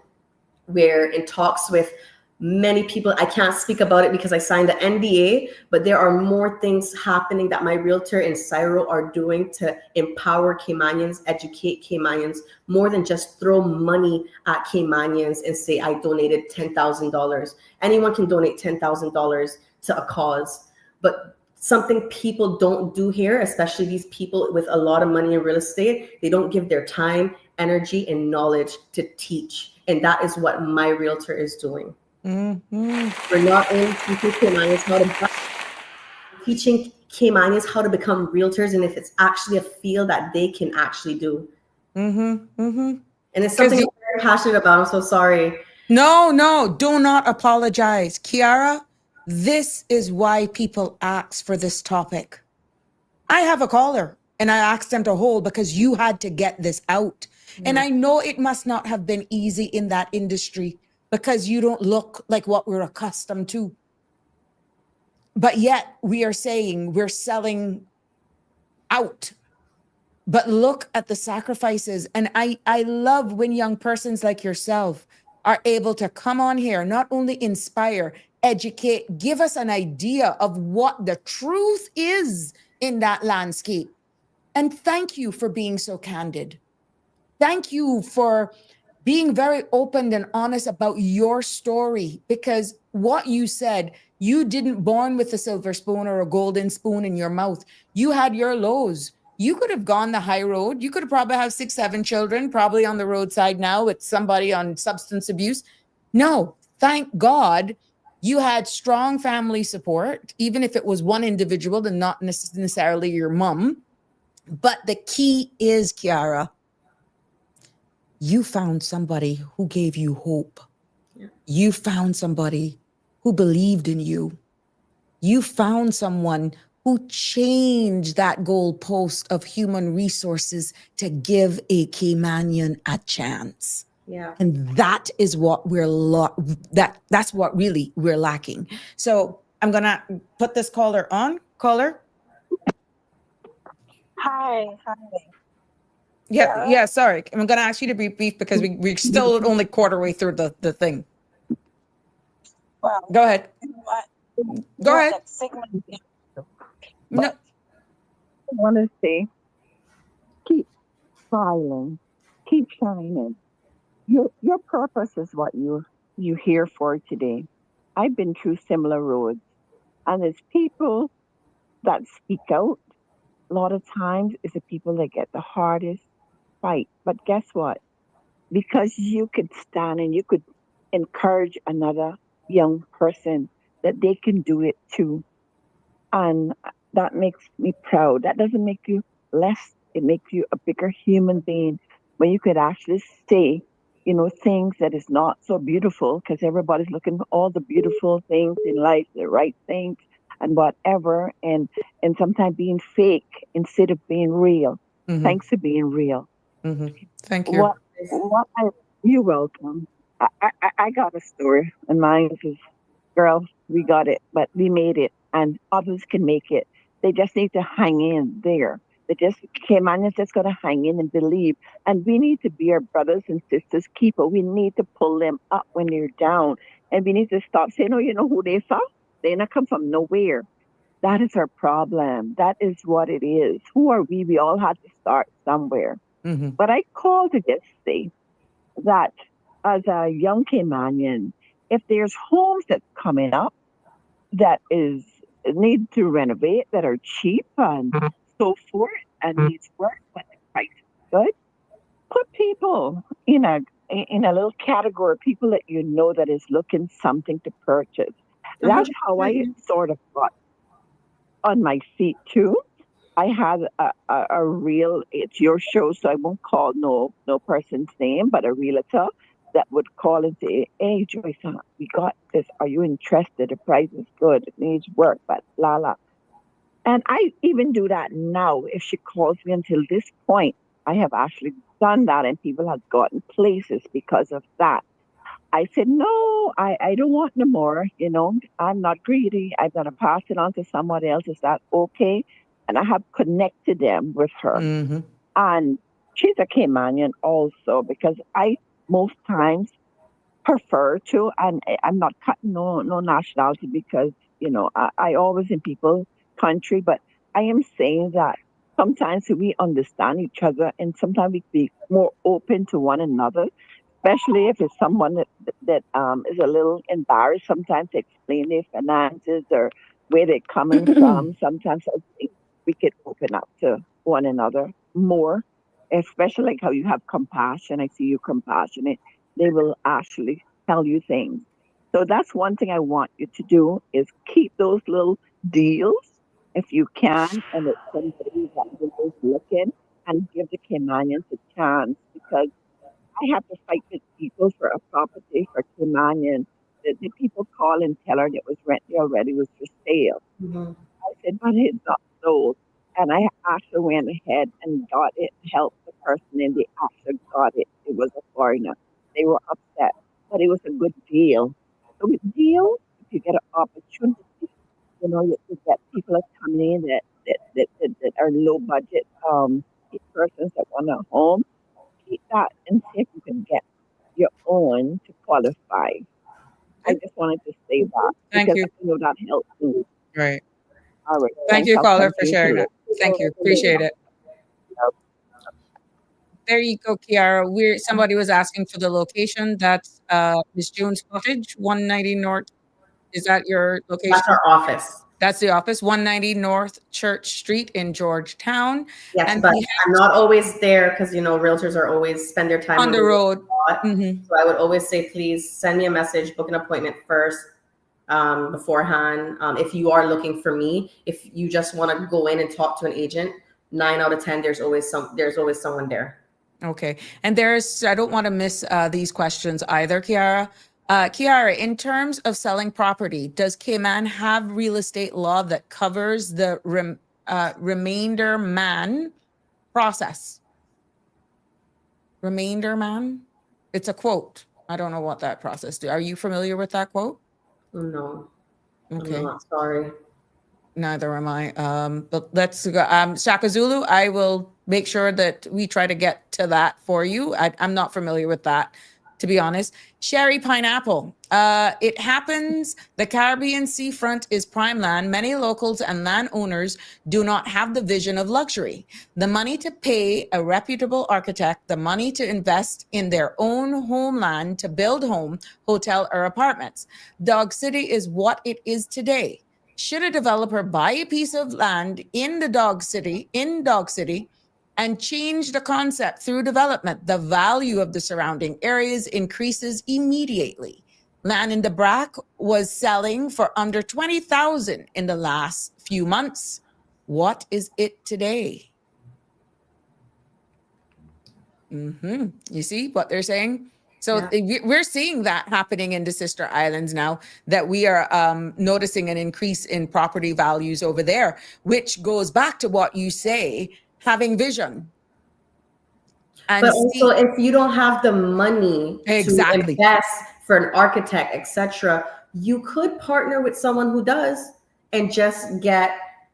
I would always say speak to Roger in this instance, because Roger, he's more, he's been in real estate since he's 16 years old. And hands down, I can say it with my chest, the only agent, realtor, broker on island with this much experience. A lot of agents go from being car salesmen, bartenders, policemen, housewives to real estate.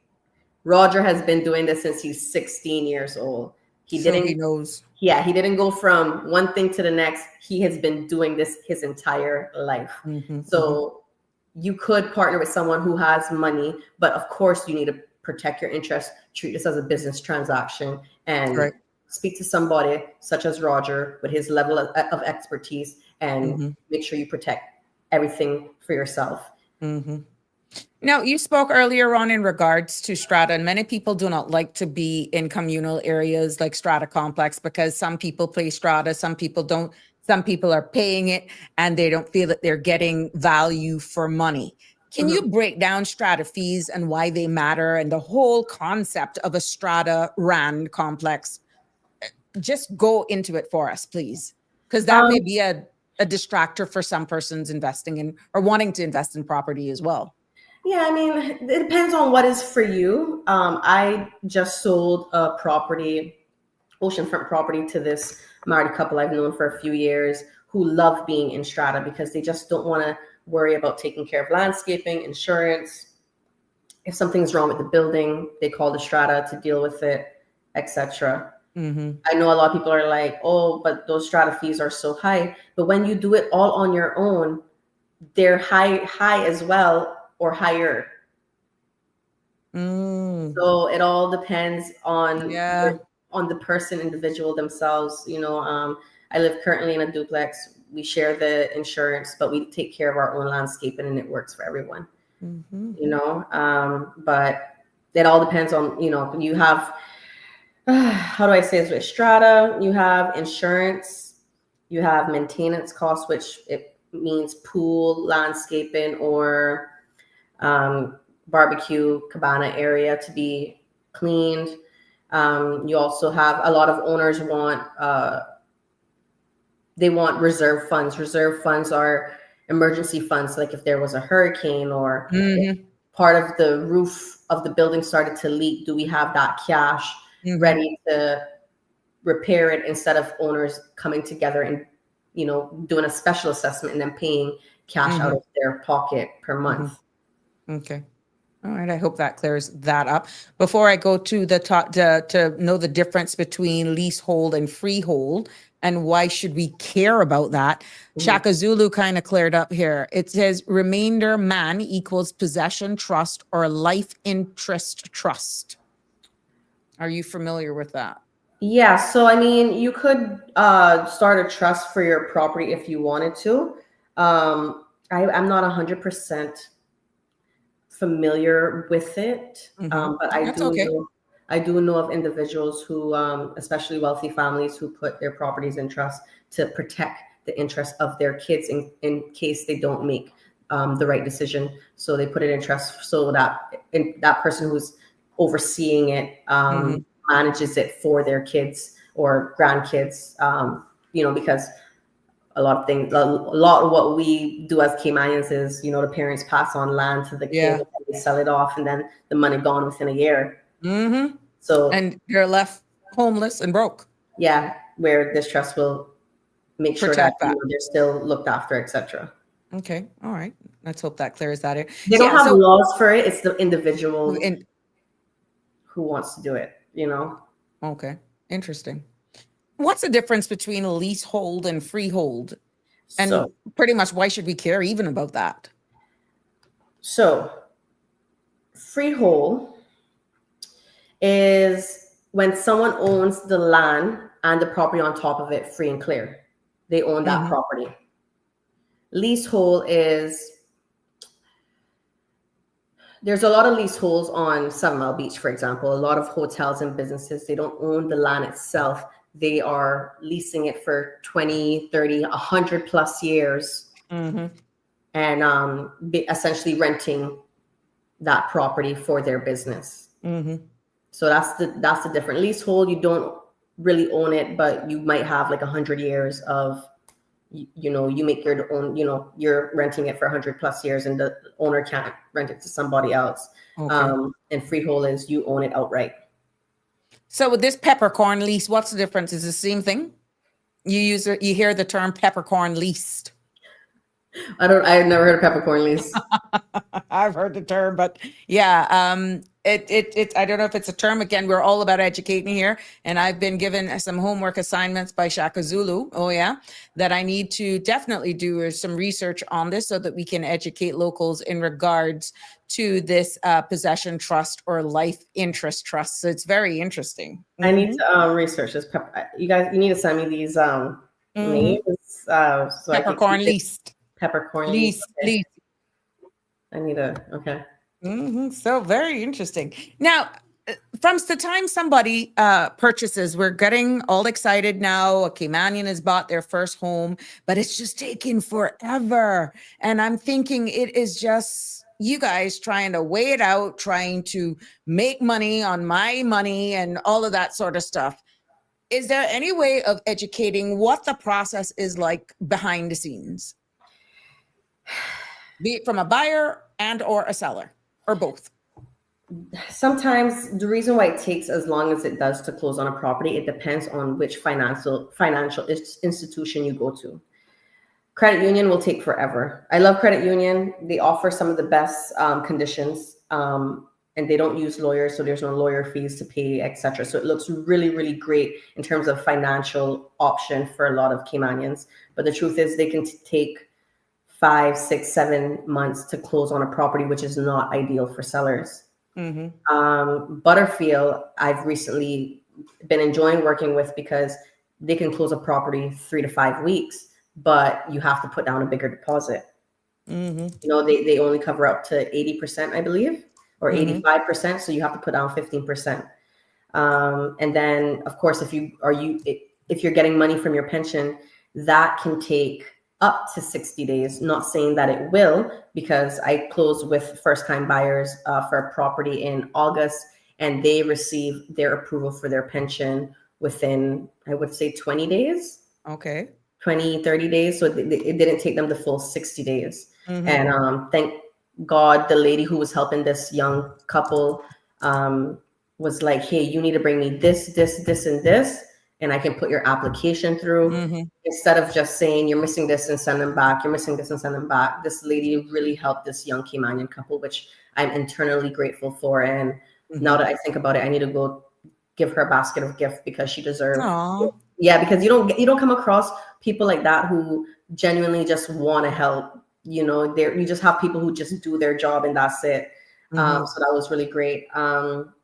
Yeah. So, and then it all depends on if a person needs to sell another property to then buy this next property, which, you know, not a lot of sellers agree to as well, but, you know, it could take long.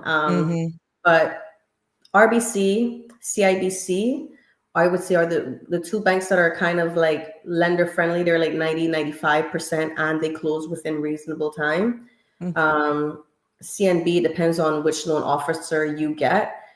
They're also like lender friendly in terms of lending up to 95%, even 100% at time. But I've had one buyer where it took 6 months to close, and then another buyer, it took 6 weeks to close. So it depends on the loan officer that you receive as well. With these banks, which I hope that they communicate more, or the banks start training their loan officers more, because in America, it's very like, it's like realtors, you know, you have to be on your A game, because if you don't land this client is going to go to the next loan officer, which is not ideal. But in Cayman, it's not like that for some reason. So yeah, that can cause some people the loss of their property and possibly the loss of their deposit. And God forbid if somebody may go on vacation and everything now being digital or by email, those days of walking into a financial institution and just meeting with your accounts manager is almost impossible. Yet they're doing business, and you're supposed to be the center of the workings of their organization. And I'm hearing a lot of people becoming a bit frustrated. They lure you in, and then it's as though you're just a number. Yes. It's really not great at all. And trust me, if that person was late on a mortgage payment, you will hear from that bank every single day until your mortgage payment is paid. But make you are a paying customer, paying your mortgage on time, even in advance every month, and it's like pulling teeth to get a response. It's not a great experience, and hopefully the banks can hear this and probably change their approach to customer service. They need to have some internal training and improve it for sure, because you know, it's the island is way too small to be having this type of experience. And you know, I mean, of course, they're going to cater to the high-end real estate portfolios like nothing, you know, like their babies, like their high-end clients. They want to make sure that they take care of them, but it's great to look after the little men and little women as well. You said that as though that's a norm, when it takes all cylinders firing to make an engine work. It's amazing how the tier is in the system. There's no problem with you getting the red carpet treatment. But to me, especially in a banking system, everybody should matter. Everybody should be given the royal treatment. Absolutely, I agree. But that's just, yeah, it is the norm here. Well, Kiara, I really hope that, you know, things will change. I'm hoping that when we do get the person on in regards to mortgages and how to navigate the bank when it comes to purchasing property, that we'd be able to share a better light and better educate our people. But I have to, you shared a story because I was going to give you an opportunity to talk about a Caymanian success story or stories. But I thank you for sharing your own. But have you seen any about those? Because a lot of our Caymanians are feeling there's no winning in this. It's hard to reach. Since you've been in this industry, have you seen someone who have made it happen? Like what they did to overcome and what that meant to them, and for you being the person who was just there from start to finish. I want to inspire, I want to motivate, I want to encourage somebody. You've shared with us your candid story, but from a real estate person, can you recall any of those Caymanian success stories that will live with you for a long time? Oh, yeah. I mean, all of the first time buyers always kind of stick with me. Even the first time Caymanian sellers that even given me a chance and actually, you know, took me under, like, they took me under their wing as a seller. They see this young 19-year-old Caymanian girl trying to make it in real estate. So instead of going to someone with way more experience, they're like, I like your hustle, I like your drive, let me give you a chance. And not only that, but let me actually have like a meeting with you every other week to see how we can improve in selling this listing. So not only giving me a chance to learn, but, you know, network, like brainstorming together as sellers. But let me tell you, these Caymanians that have kids, I've seen even have kids, and, you know, they might not be able to buy a physical property, but they're like, I'm going to buy this land for my children. Or, you know, in the future, maybe 3-4 years, I will use the equity on this land to see if I can buy something else, and hopefully I'll have a raise by then. So many Caymanians have done it. And one thing that I wish I've done more is video their journey, which I will start doing now, which I have been doing for some, but it's so much better when you see it happening. I can always try to educate Caymanians and tell them what to do, but when they see Caymanians doing it, that's when they really take a seat back and like, damn, I can do this too, you know, like if she can do it and she has 3 kids, or if they can do it and, you know, they work this level of job, like I can do it too. You don't need to be a lawyer or an accountant to be able to buy property. You just have to create a smart plan and save, you know, like the weekend will always come around. Every week, we looking forward to a weekend. Trust me, you can miss a few. Yeah, if you really have your eye on the prize. Yeah. Well, that is so good that you're able to share with us that. But, you know, Kiara, it has been a pleasure speaking with you. And is there anything that we're overlooking or anything that you would like to resonate with people today? And I'm hoping that this will not be your last time. And when we do the round table, that you'll be more than happy to come back to join in to put it from your perspective as we all combine everything. Yeah, absolutely. I mean, whenever that round table comes, I'll definitely make myself available, Sabrina, especially for you. Thank you for giving me this time and, you know, platform to really speak and try to help educate Caymanians, because we need more platforms like this as well that, you know, want to talk about these topics, you know, the hard times, the good times, and everything in between. Yeah. I think we covered, I can't think of anything. Maybe I'm having baby brain right now, but right now I think we covered. Congratulations. You got a bun in the oven there. Yes, thank you. I think we covered quite a bit. If you are looking to purchase real estate or sell real estate, guaranteed you'll be looked after at MyRealtor. Just ask all the necessary questions. We just hired about 7 Caymanian realtors in training. Congratulations. So wow. I'm not 100% sure if there's any more hiring happening at MyRealtor at this very moment, because we really want to start teaching and building these current Caymanians up who are. You know, you just gave me an idea for another show. Because they didn't teach this. This wasn't a part of the subject choices in school. Well, slow your roll. What I told you. What does it take? What does it take? I told you we have something happening very, very soon. Okay. I signed an NDA. That's why I didn't mention it. So I can't speak about it right now. But in terms of Caymanians, young Caymanians, and educational wise tools coming to help train Caymanians, it's coming. Nice. People just need to be more patient. I can't speak on it because I signed an NDA, which is very frustrating because I really want to talk about it. That's a non-disclosure agreement, so she can't tell us not even a little bit. You hear? Yeah, unfortunately, but we are coming with something for Caymanians. We're doing it. Roger and I, even Josani, put some, it's about who knows me. You put some tools together to really organize some things to really happen, and it's happening. Hopefully, by the end of the year, we'll be able to share what we're bringing for people, for Caymanians. Okay, well, I like the fact that you're actually going to be doing that. And I'm quite sure that I welcome the space whenever you're allowed to speak on it, to let us know what that is, to get it out there. But for those who may be thinking, here we have another bunch of Caymanians selling our own land, what would you say to those persons when we're trying to routine it? I'm proud of every Caymanian who is in real estate and making the step forward to, make it in this industry, because Lord knows it's not an easy industry to be in. Mm-hmm. The one thing I would say to those Caymanians is don't get lost in the dollar sign. We get lost a lot when we see dollar bills and we forget where we come from or where we started. Mm-hmm.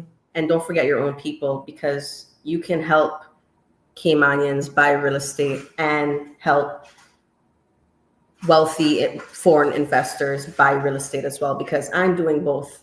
Mm-hmm. I'm helping Caymanians buy real estate, and I work for some wealthy investors who I am just grateful to just have the privilege of learning from them firsthand and seeing what they do, and honored that they would just choose someone like me, to represent them. A nobody, but no, we're not going to say that. You're not going to say that anymore. After today, you're not going to say that anymore. Yeah, and you're just as good as anybody else. I appreciate it. You're right. But I'm grateful that they would even choose me as their agent to represent them, especially at such a young age, and the confidence and trust that they have in me. It's an amazing feeling. Okay, we're gonna call only good stuff. Only good stuff. You're right. Honestly, you're right. Yeah, we're only gonna put positive energy out in the universe. But Kiara, thank you for breaking it down and for lifting us up, for inspiring and motivating us and letting us know what it is from the lens of being a realtor. I have shared here under this link your contact details, even where you're located. I have shared it multiple times, and I hope that after this show that you would see a difference in people just coming in and asking the right questions. And for whatever the next chapter is with your organization, I want to wish you all the best, all success. And it was indeed a pleasure to have you here. Thank you for giving back to your community by taking time out of your schedule this evening to come here and to share and impart your knowledge, your experience, as we give our community the hand up in education and knowledge and wisdom, encouragement here to survive in our own home. It is indeed an honor to have you. Oh, thank you. It's a pleasure. Thank you so much for your time, honestly. Sure, it is our pleasure. And we'll talk soon. All the best to you and your team. Thank you. All right. Have a good evening. And you. We are going to take a short break. And when I come back, I told you I got another segment of Sabrina Speaks, and we're going to be breaking down the Progressives press release and what that could signify. We'll be right back after this short message. Infrastructure is more than roads and buildings. It's our lifeline. From pioneers who paved the first paths to today's crews and engineers who keep us going. They power hospitals, connect families, and help us after natural disasters. Let's honor the people behind Cayman's progress. Nominate someone who built or maintained our Cayman Islands at gov.ky/YSCH. Click Nominate today.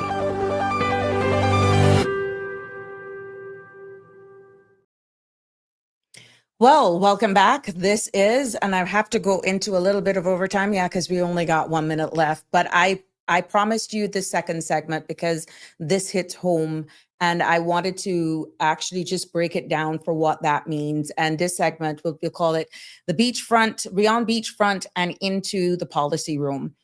345-936-8255 to join in on this conversation. I will be posting up here, and this, for the record, is not by any means sponsored by the progressives movement. And the reason why I'm actually putting a highlight on this is because I have been talking about this from day one. And I promise you that we want to keep you in tune with what's happening. And we are seeing, I alluded to it in the show yesterday, with the confusion, persons fearful of speaking up. We're breaking it down with what's happening when we were talking about the budget and what's going on.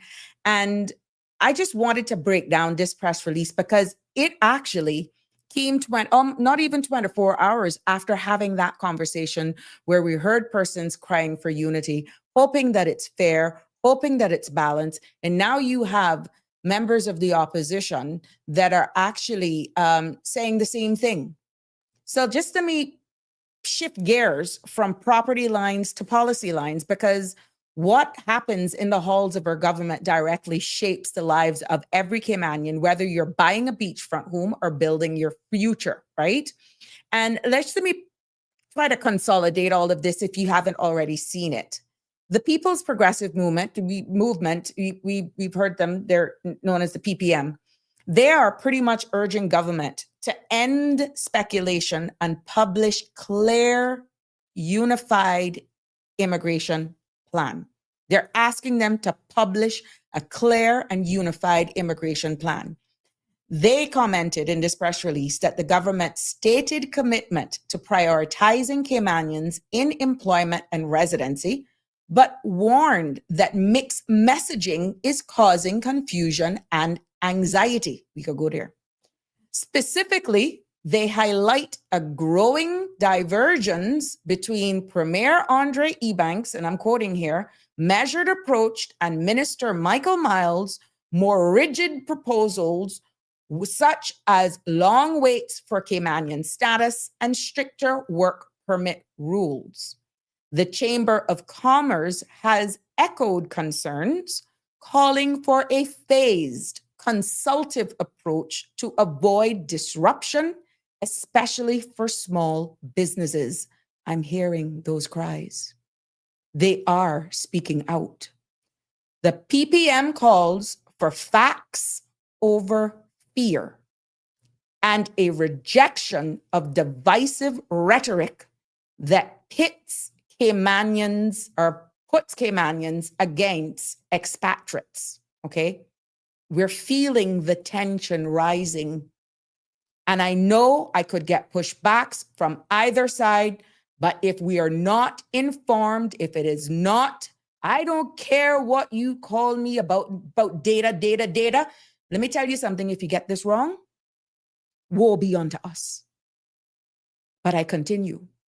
Their bottom line, immigration reform must be clear, fair, and sustainable, with strong enforcement paired with practical solutions.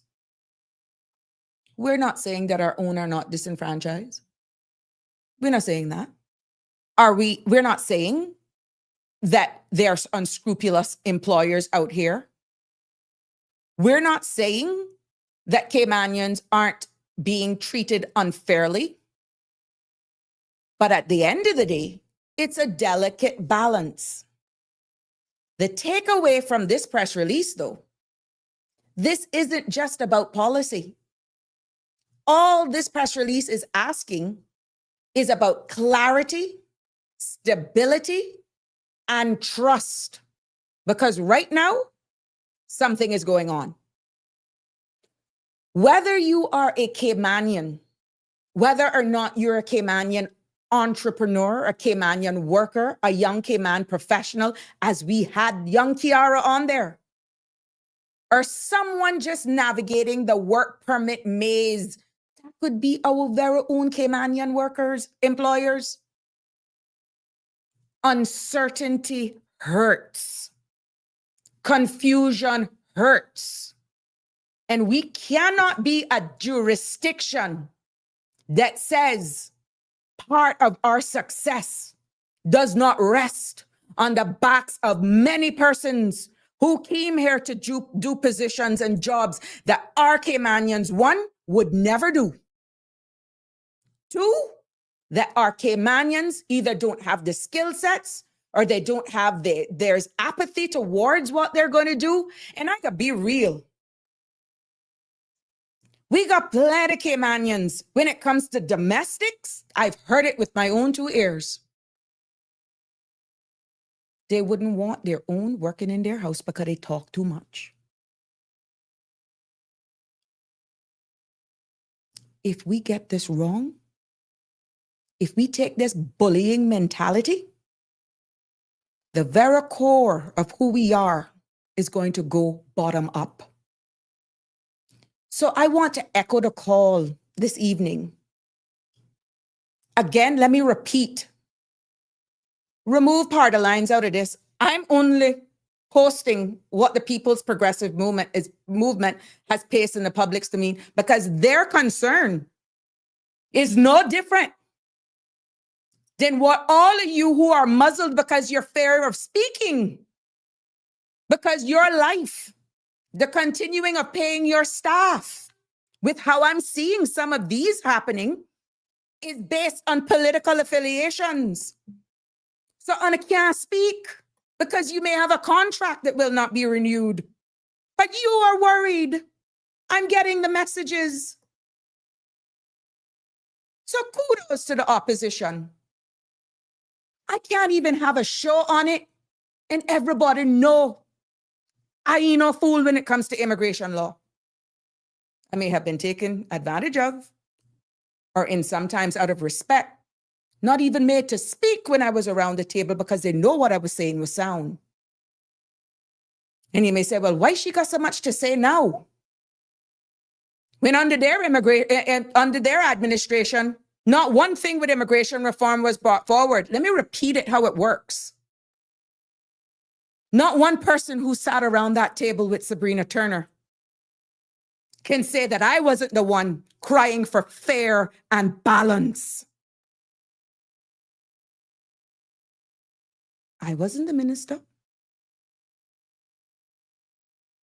And as a sitting member of cabinet, that minister can refuse to bring recommendations for their committees from their councils and even their ministry if it isn't going with them. Or you may have some of them that when they speak, they're not speaking on behalf of the cabinet. But let me give one warning here today. Any member of cabinet who goes on any platform and think that they're speaking for themselves or their political affiliation or who is funding them or who has supported them, you're wrong. This no longer is about you. This is no longer about your campaign promise, because you represent the voice of 7 other members around that table. Hence, this press release say it confusing. You can't have the leader of our country saying one thing, but then, whoo, we got a Clint Eastwood out there. Words matter.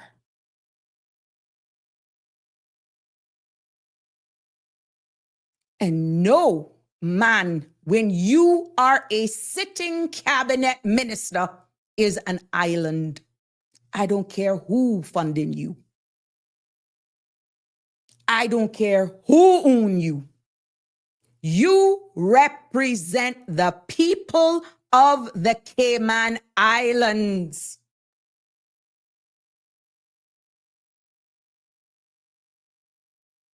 Transparency is key. I have heard utterance that honestly, when I heard it, water came to my eyes. I don't care what you think I'm going to do, what I'm going to do. You pack your ship up and go. Or really, what ship? What ship? If every one of them pack up today, some of the very same businesses possibly that paying you, that supported you, would be gone. Some of the very same ones that may be supporting your family or got jobs for your families will be out of a job. 9368255 is the number to call, because this is not no I coming after nobody episode. I want to educate. I want to share information, since it seems they're allergic to this platform. But at least give me something of substance so I can educate those, so I can break it down in similar terms, instead of coming out like we are the Republic Cayman Islands. Because as far as I can recall, we're not independent. But the behavior and what I'm getting, we are heading down a road that makes it look as we are going to be led by dictatorship. The haves and the have-nots. And that is not what I think we want with an immigration reform built on hate, built on anger, built on bullying, threatening tactics. That is not who we are. My Caymanian people, we stronger than this. We are better than this. You deserve better. And remember, it's okay if you cried. It's okay if I made a mistake. We got to live with it. I am not advocating for no unrest, because if they fail right here now, we all fail. But at least educate your people. Do the right thing. Don't go blubbering off your mouth unless it's consensus with your peers. Air your dirty laundry behind the closed doors, but don't do that. Do you understand? Immigration is a national topic. Immigration is emotive. It comes up for every election cycle. I have friends right now that are doing it right. That their business, that are building some of the very same affordable homes to try and get Caymanians in. Check those subcontractors. But I wonder if they even realize. 1 minute we're in a deficit. Next minute, we're not. The next minute, we're breaking even. Let me repeat it. 1 minute, we're in a deficit. Next minute, we got all the money we can think of. There's a surplus. And then we breaking even. I want every work permit holder to exit this jurisdiction. And every permanent resident holder not paying their annual fee per year because they decide they're going to go back to their country of origin. You think on a got break even?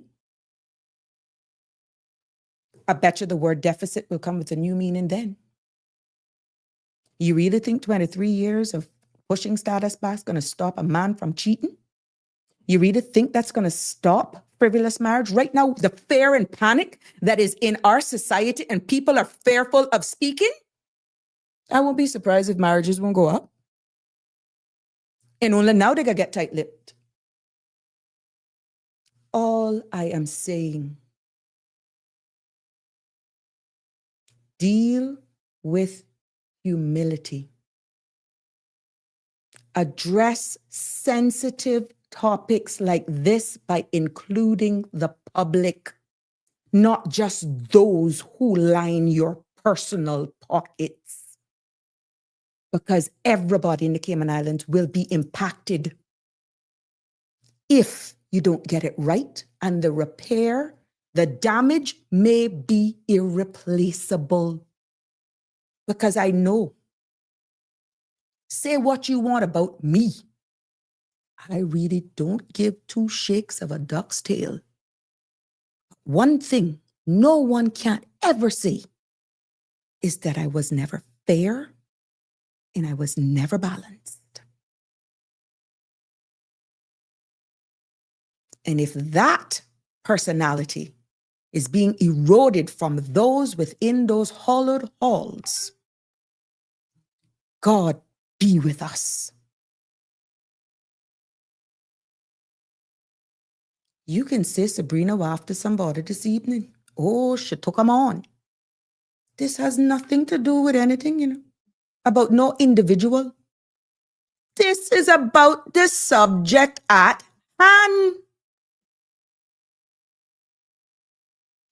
What kind of public consultation can you really say we've had on the great immigration reform? Make it make sense. Where is it? Where is it? You got young people right now that are working in some organizations, skilled trades, let me go mechanics, and they are being bullied by persons on work permits, possibly because they got their own friends that they won't come in. And guess what? These people are on work permits in HR departments. I don't want to call the name yet because it's still doing the investigation. What does that say about our young people? I'm not saying to pigeonhole them either. Kudos to the deputy governor for earmarking some positions in the Cayman Islands government department that will only be for Caymanians. Kudos to you. But even you doing a phased approach, how in the name of Jesus that's going to set on a national stance when we do not have Caymanians right now? Let me just pick on one government department. Removed every foreign national that is here on a contract in our Royal Cayman Islands Police Service. What the name of Jesus could happen to us? Remove every teacher. Oh, Lord, yes, education. Oh, boy, did I go there? Oi. Remove every work permit holder in any form of educational industry and tell me how we gonna educate our people. I deliberately choose education because I wonder if they're living on the same space that I am having this live podcast. I'm really wondering.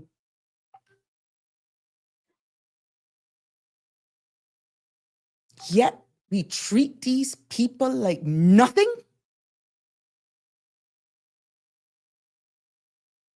There's one thing of protecting Caymanian identity, but what I am seeing coming out in display of leadership in statesmen leaves a lot to question.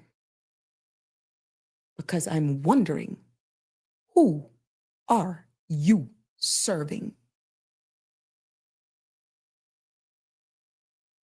And I will put every cabinet minister, all 8 of you, on warning.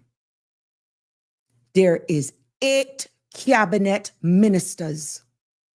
Do not make the minority hold you hostage, because 2029 will not be kind.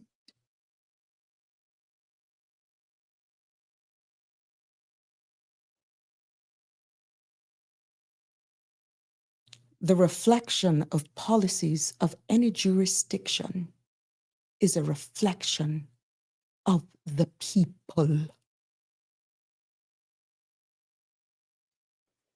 A reflection of the policies and legislation of any jurisdiction is a reflection of its people.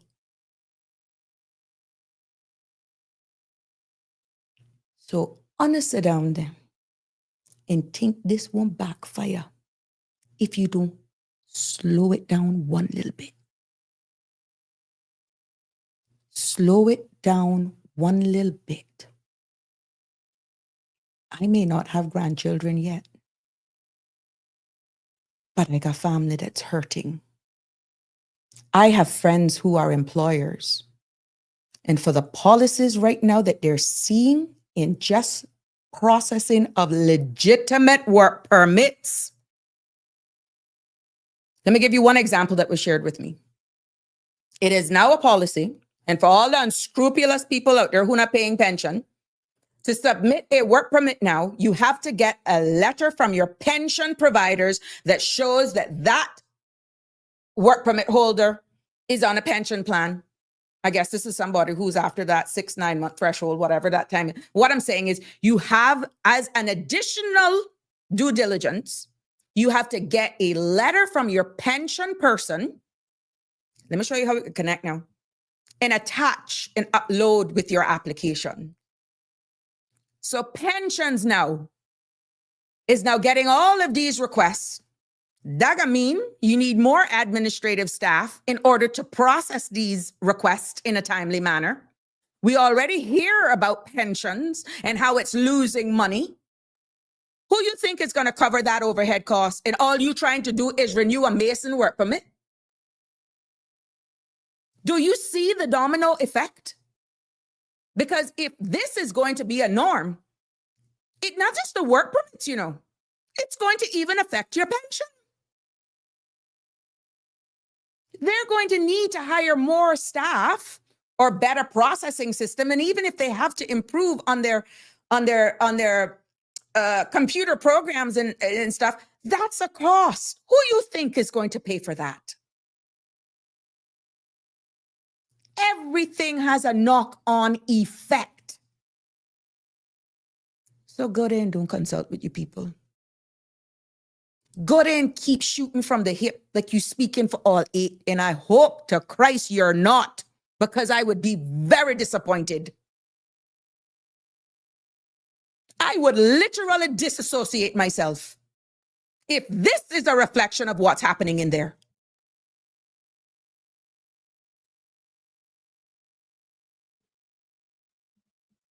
Let me catch my breath. Dominique, Cayman needs to stand for Caymanians. Simple. I agree. These politicians talking that even when they're pass laws, they aren't enforcing them. No enforcement. Dominique, I'm glad you said that, because some of the things with people who are not complying with pension, it's an easy exercise. On a previous podcast, I was clear of the powers of those officers who can go and make these demands. I can assure you, if they even give an amnesty right now, if the government wants to talk that they want to do something, whoever this falls under, why won't they do a 3 or 4 month amnesty for any company or companies who know they're not compliant? Let's say for pension. We're going to give you that time. And during that time, they are galvanizing and making sure that their officers, their enforcement officers who are there as the gatekeepers to hold up our laws, the enforcers, they go into some of these business places and not being prejudiced in any way, but some of the ones that are guilty of making deductions from their staff salaries and not paying it into a pension plan. Okay? Once they give that amnesty to get caught up, because I was once on the board of trustees of the chamber pension. And for every meeting, the list of people that have fallen, that delinquents, will blow your mind. All they have to do is couple, I would say you would call that a raid, spot checks. That's doing your job. Instead of adding another layer of bureaucracy and administrative process that is going to in turn impact the returns on your pension because of this, of course, flying up from the hips. Oh, that's a good idea. Oh, yeah. That's a lazy approach.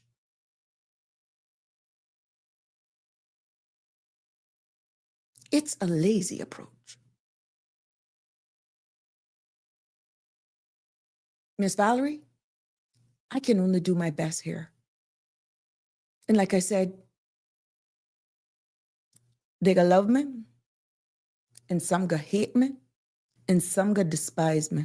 But I know what God I serve. And when night come, I sleep because my conscience sets me free. But what's happening here right now, Miss Valerie? If they don't change trajectory and change their attitudes, humble themselves, woe be unto us.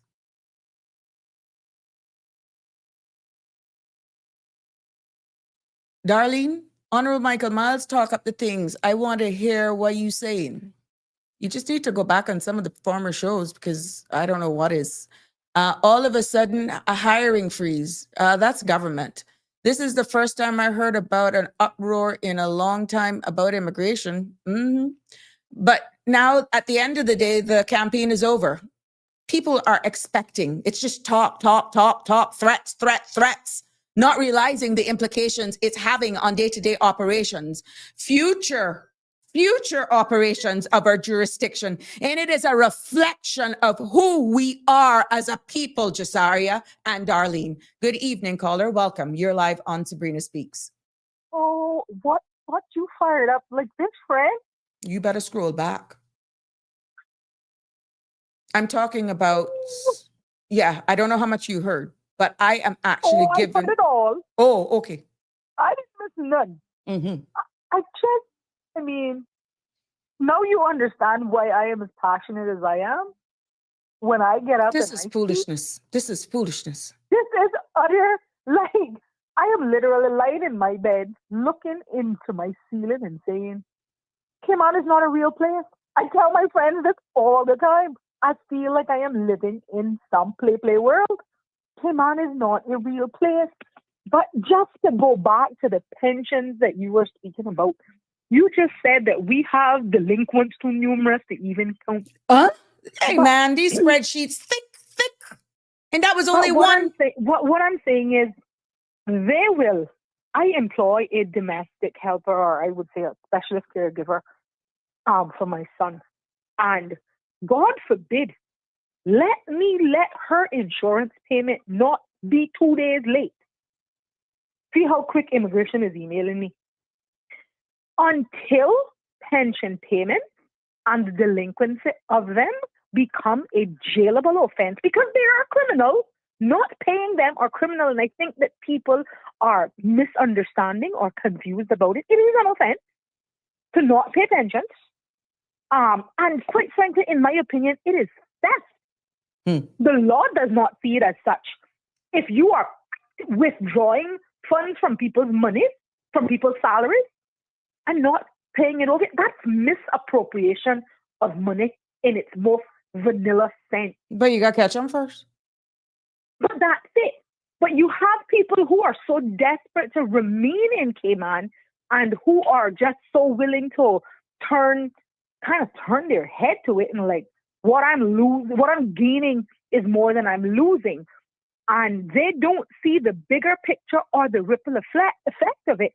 But clutch your pearls. We've got sitting MPs and ministers who are rampantly abusing the pension system. Rampantly. You've got MPs and or ministers who people have said I can't even bother pursue it anymore. It's now worth it. When we have the gatekeepers who themselves and the legislators who are creating this legislation, who are blatantly breaking it because there is no real consequence, Sabrina.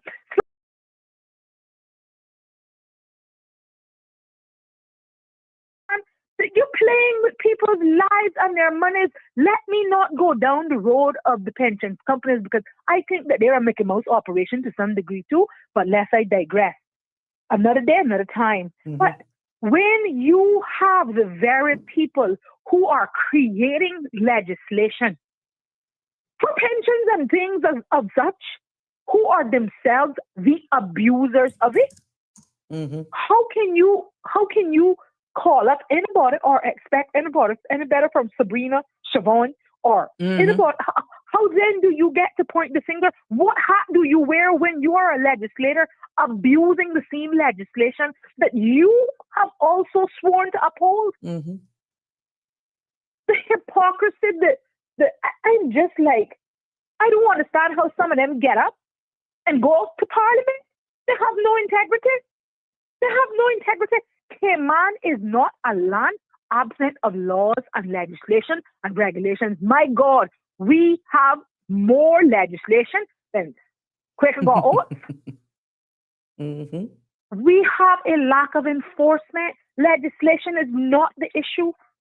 Well, there is a lack of enforcement, and we have to wonder whether it's the will to enforce it or people actually don't understand what the law actually is. Mm-hmm. And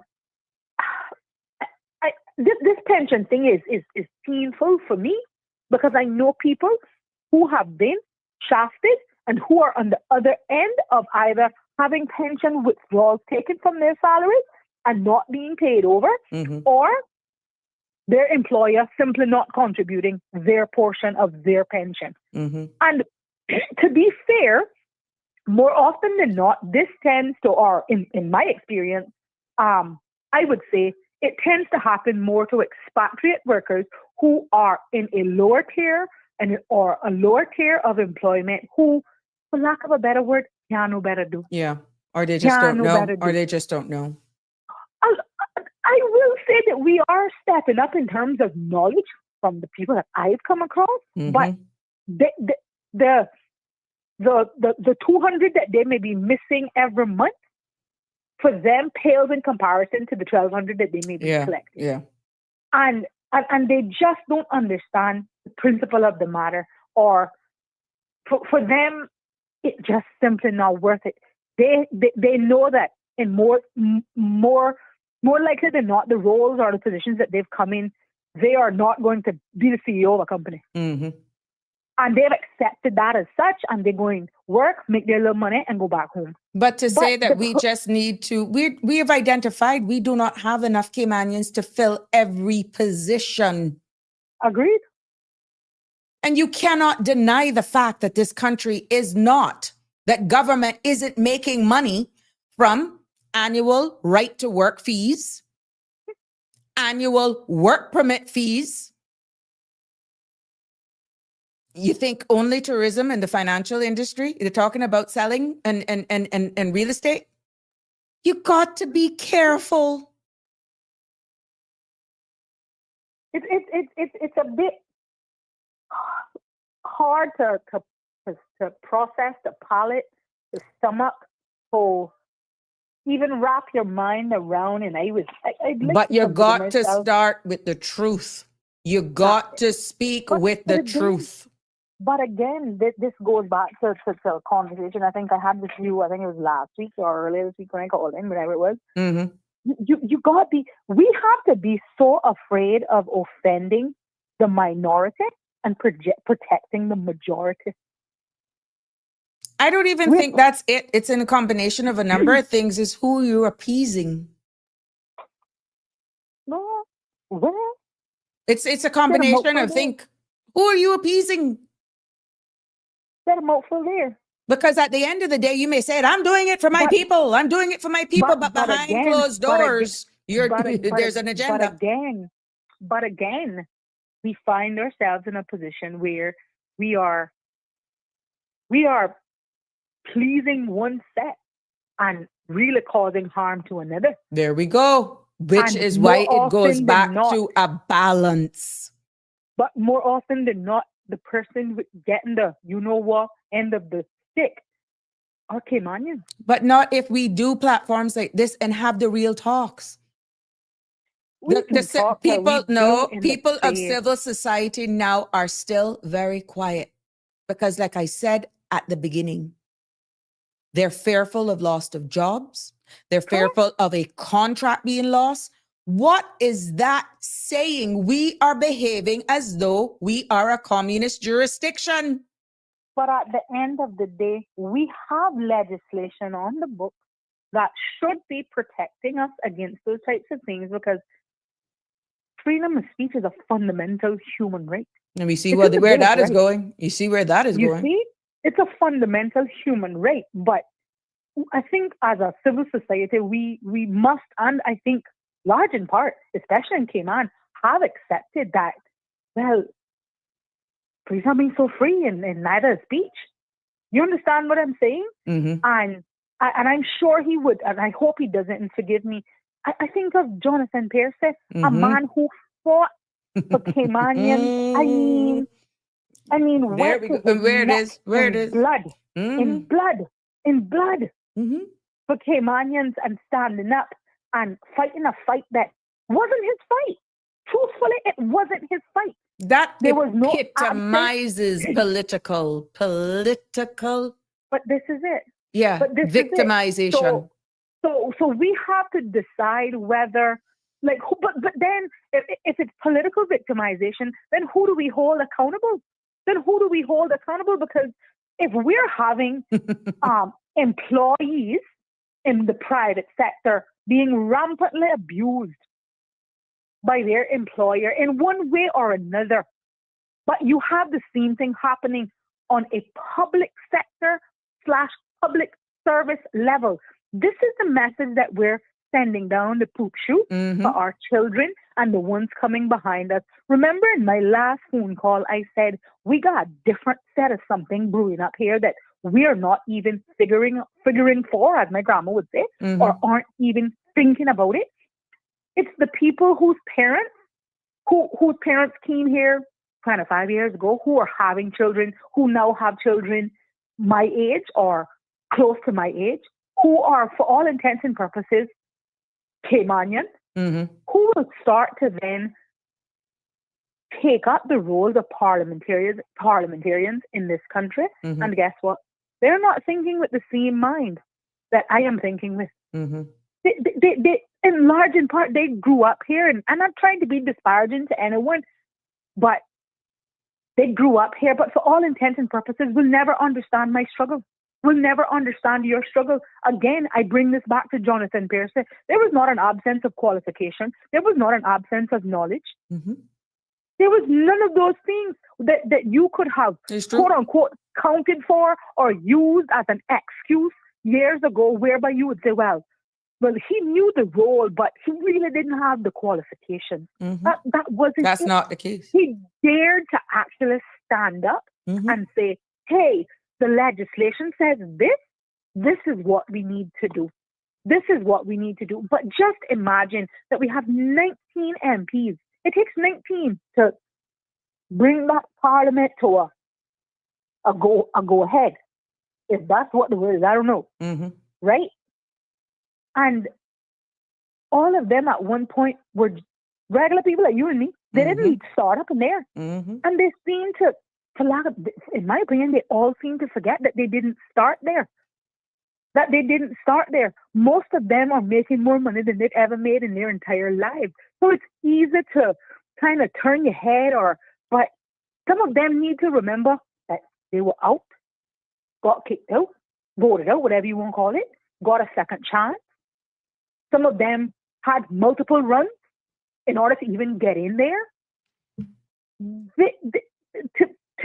To feel, or the perception is that they can't even identify with the struggle of the average Caymanian with respect to employment and or immigration in this country and the ills that are going on. And they have the capacity They are the only ones. They are the ones to make it, to create legislation as protective measures for Caymanians in every facet, But when you have them as the makers and the breakers, how do you fix that, Sabrina? Mm-hmm. How do you fix it? Can you fix it? Can it be fixed?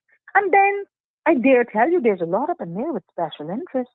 And it's not your interest or my interest, it's somebody else's interest that don't look like us and not from here. I'm just saying, this is not a us and them argument for me. Right. I'm just saying, how is it that Sabrina Turner that came to Cayman last week from East Jabib, all of a sudden there was no place in the private school for her children. There's no place for Siobhan's children, but Sabrina, who came here last week, her children got two spaces in the same school that you were previously told was full.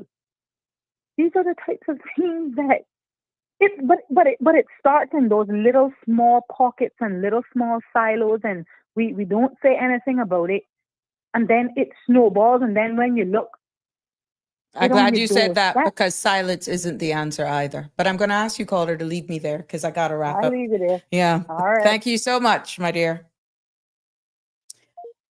Yeah. There you have it. And if you think I just needed to exhale, I just had to give a sobering realization of what's happening in our shores. And like I said, you think silence is going to stop this? The caller alluded to Jonathan Pearcey. I know him personally. He is the poster child of one of our own that you can say, AKA political victimization, blackballed. I doubt if Jonathan is even here. I don't think he's been here for years. You may seldom see him pop up on Facebook. Every now and again, he'll weigh in here and there. Yeah. That shouldn't be. You think it's not a risk of me trying to educate each and every one of you every day, going live 5 days a week? You think I'm not putting myself at risk? I see the comments after the shows. I see the messages that you're sharing with my friends. Speak, Sabrina, speak. Where are you? Where are you? I can understand it if you're a civil servant. I totally get it. But where are the common Caymanians? You can't just have myself as a host, because somebody could try to change this narrative now. That, oh, she's just looking for likes. Oh, really? Go ahead, keep missing the forest for the trees. Or, Siobhan, oh, she got an axe to grind. Or, oh, Lisa's just on a rant. I'm just trying to see who these vocal people are. I'm just trying to call at her. Oh, Miss Joyce, and she's just too long-winded. Or Carrie, oh, she got issues. Yeah, I got to go here. But these are the same people that you will reach out to when the crap hits the fan and it's splattering and you need a voice. But as long as it's okay in your camp, that's how you scuff at them. It's okay if you're placed on a board. Oh, I'm not gonna upset the apple cart. Oh, no. Don't care what they do. I could be quiet. Oh, really? Woe be unto you if that's where your mindset is and you miss the big picture. But to everyone here, Cayman land is more than just sand and sea. It is our story. It is our future. It is our power. And if you've ever felt, for example, we were talking about real estate. I hope I remember poorly, Kiara. I got deliberately put her information back up there again. If you've ever felt that real estate wasn't for you, I hope you use her as an example. Maybe you need to go get a job out there. Because right now, with what's happening, I don't even know what to say because I'm actually ashamed. I'm embarrassed. But I hope that young Kiara and so many others out there who are trying to navigate the real estate landscape to own a part of where we call home, to see that there's hope.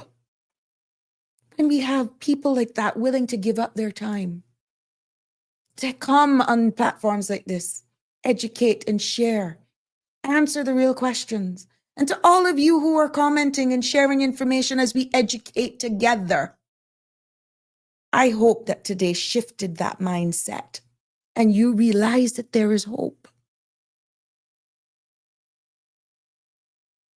There is still hope for persons like her. And I don't know who this Robert is, but I want to thank him for giving her a chance.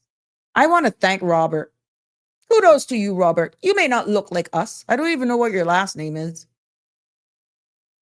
But you are one of those that if we make this immigration reform go out of hand, people like you, or you, how you think that can make little Kiara look at you when certain people in positions speak as though you don't matter, Robert, when you do? This is why it's important for us to have these real conversations. Do it in a measured way. Humble calf suck the most milk. Think of everyone, from the quiet person in the corner to the loudest voice in the room, to those who may just give a little feint that you know that they're there, but they're afraid. Guess what? Every one of them, especially if they're a registered voter, they vote mean the same thing. It has the same value. And that's what I need for you all to realize, that everyone matters. Every one of us matter. No one is saying we don't need reform, but your approach needs to be adjusted. Before I close, I want to speak directly to something that is honestly weighing on many of us. And I've heard it. The way some of our leaders speak to the nation, or not even some. The way our leaders speak to our nation and the silence that often follows. Yeah. Because you see, immigration is not just a local issue. It's a global one. But for small island developing states like the Cayman Islands, it is pivotal. It is of paramount importance. We depend on outside help, yes, but we also depend on clear, unified leadership.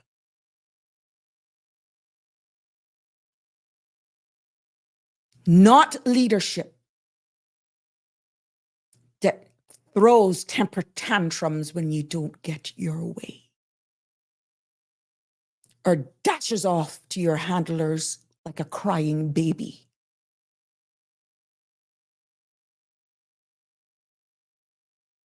It depends on unified leadership.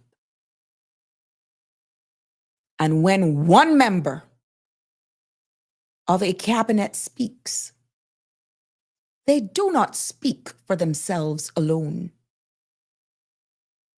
Their words echoes across ministries. You think it only stopped there? It echoes across borders, across communities. Their words shape perception. What I've been hearing, it ain't no perception of me. And so many more like myself. They signal intent.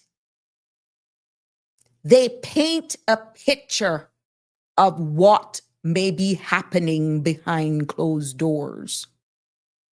And that picture can either build trust or break it. And the temperature out here right now, for those who can't see beyond a member of parliament title, it is not healthy. This, my dear colleague and friend, is not the time for mixed messages. It's not the time for political posturing or constituency sacrifice sound bites. This is time for clarity, for courage, for collective responsibility. Maybe I need to do a show on what that means. Because every word spoken by a minister, whether whispered in a hallway or broadcasted on a platform, carries serious weight. It affects every Caymanian, every business owner, every expat, every investor, every international relationship we even hold dear. So, true leaders don't dim the lights around them. They help others shine. Let us demand better.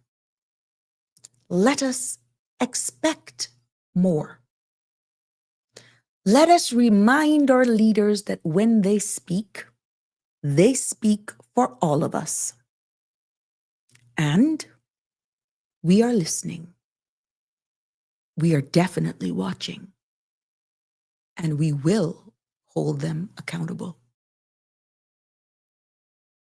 It has been a pleasure for me bringing you another episode of Sabrina Speaks. Until next time, stay informed, stay engaged, and stay rooted in truth. That's a wrap for today's edition of Sabrina Speaks. Thank you for tuning in and for being part of the conversation. Remember, the dialogue doesn't stop here. Stay engaged, stay informed, and most importantly, stay empowered. We'll be back tomorrow at 5 p.m., same time, same place, right here on CMR TV and radio, where your voice matters and your truth is heard. Until then, Cayman, take care of yourself and each other. That's it for today's edition of Sabrina Speaks, where your voice matters, your story counts, and your truth is always welcome. Join us weekdays from 5 until 6:30 p.m. right here on CMR TV as we dive into the topics that matter most to you. Catch the show live or on demand at cmrtv.com. And don't forget to follow us on Facebook, YouTube, and Instagram so you never miss a moment. Until next time, stay informed, stay engaged, and always speak your truth.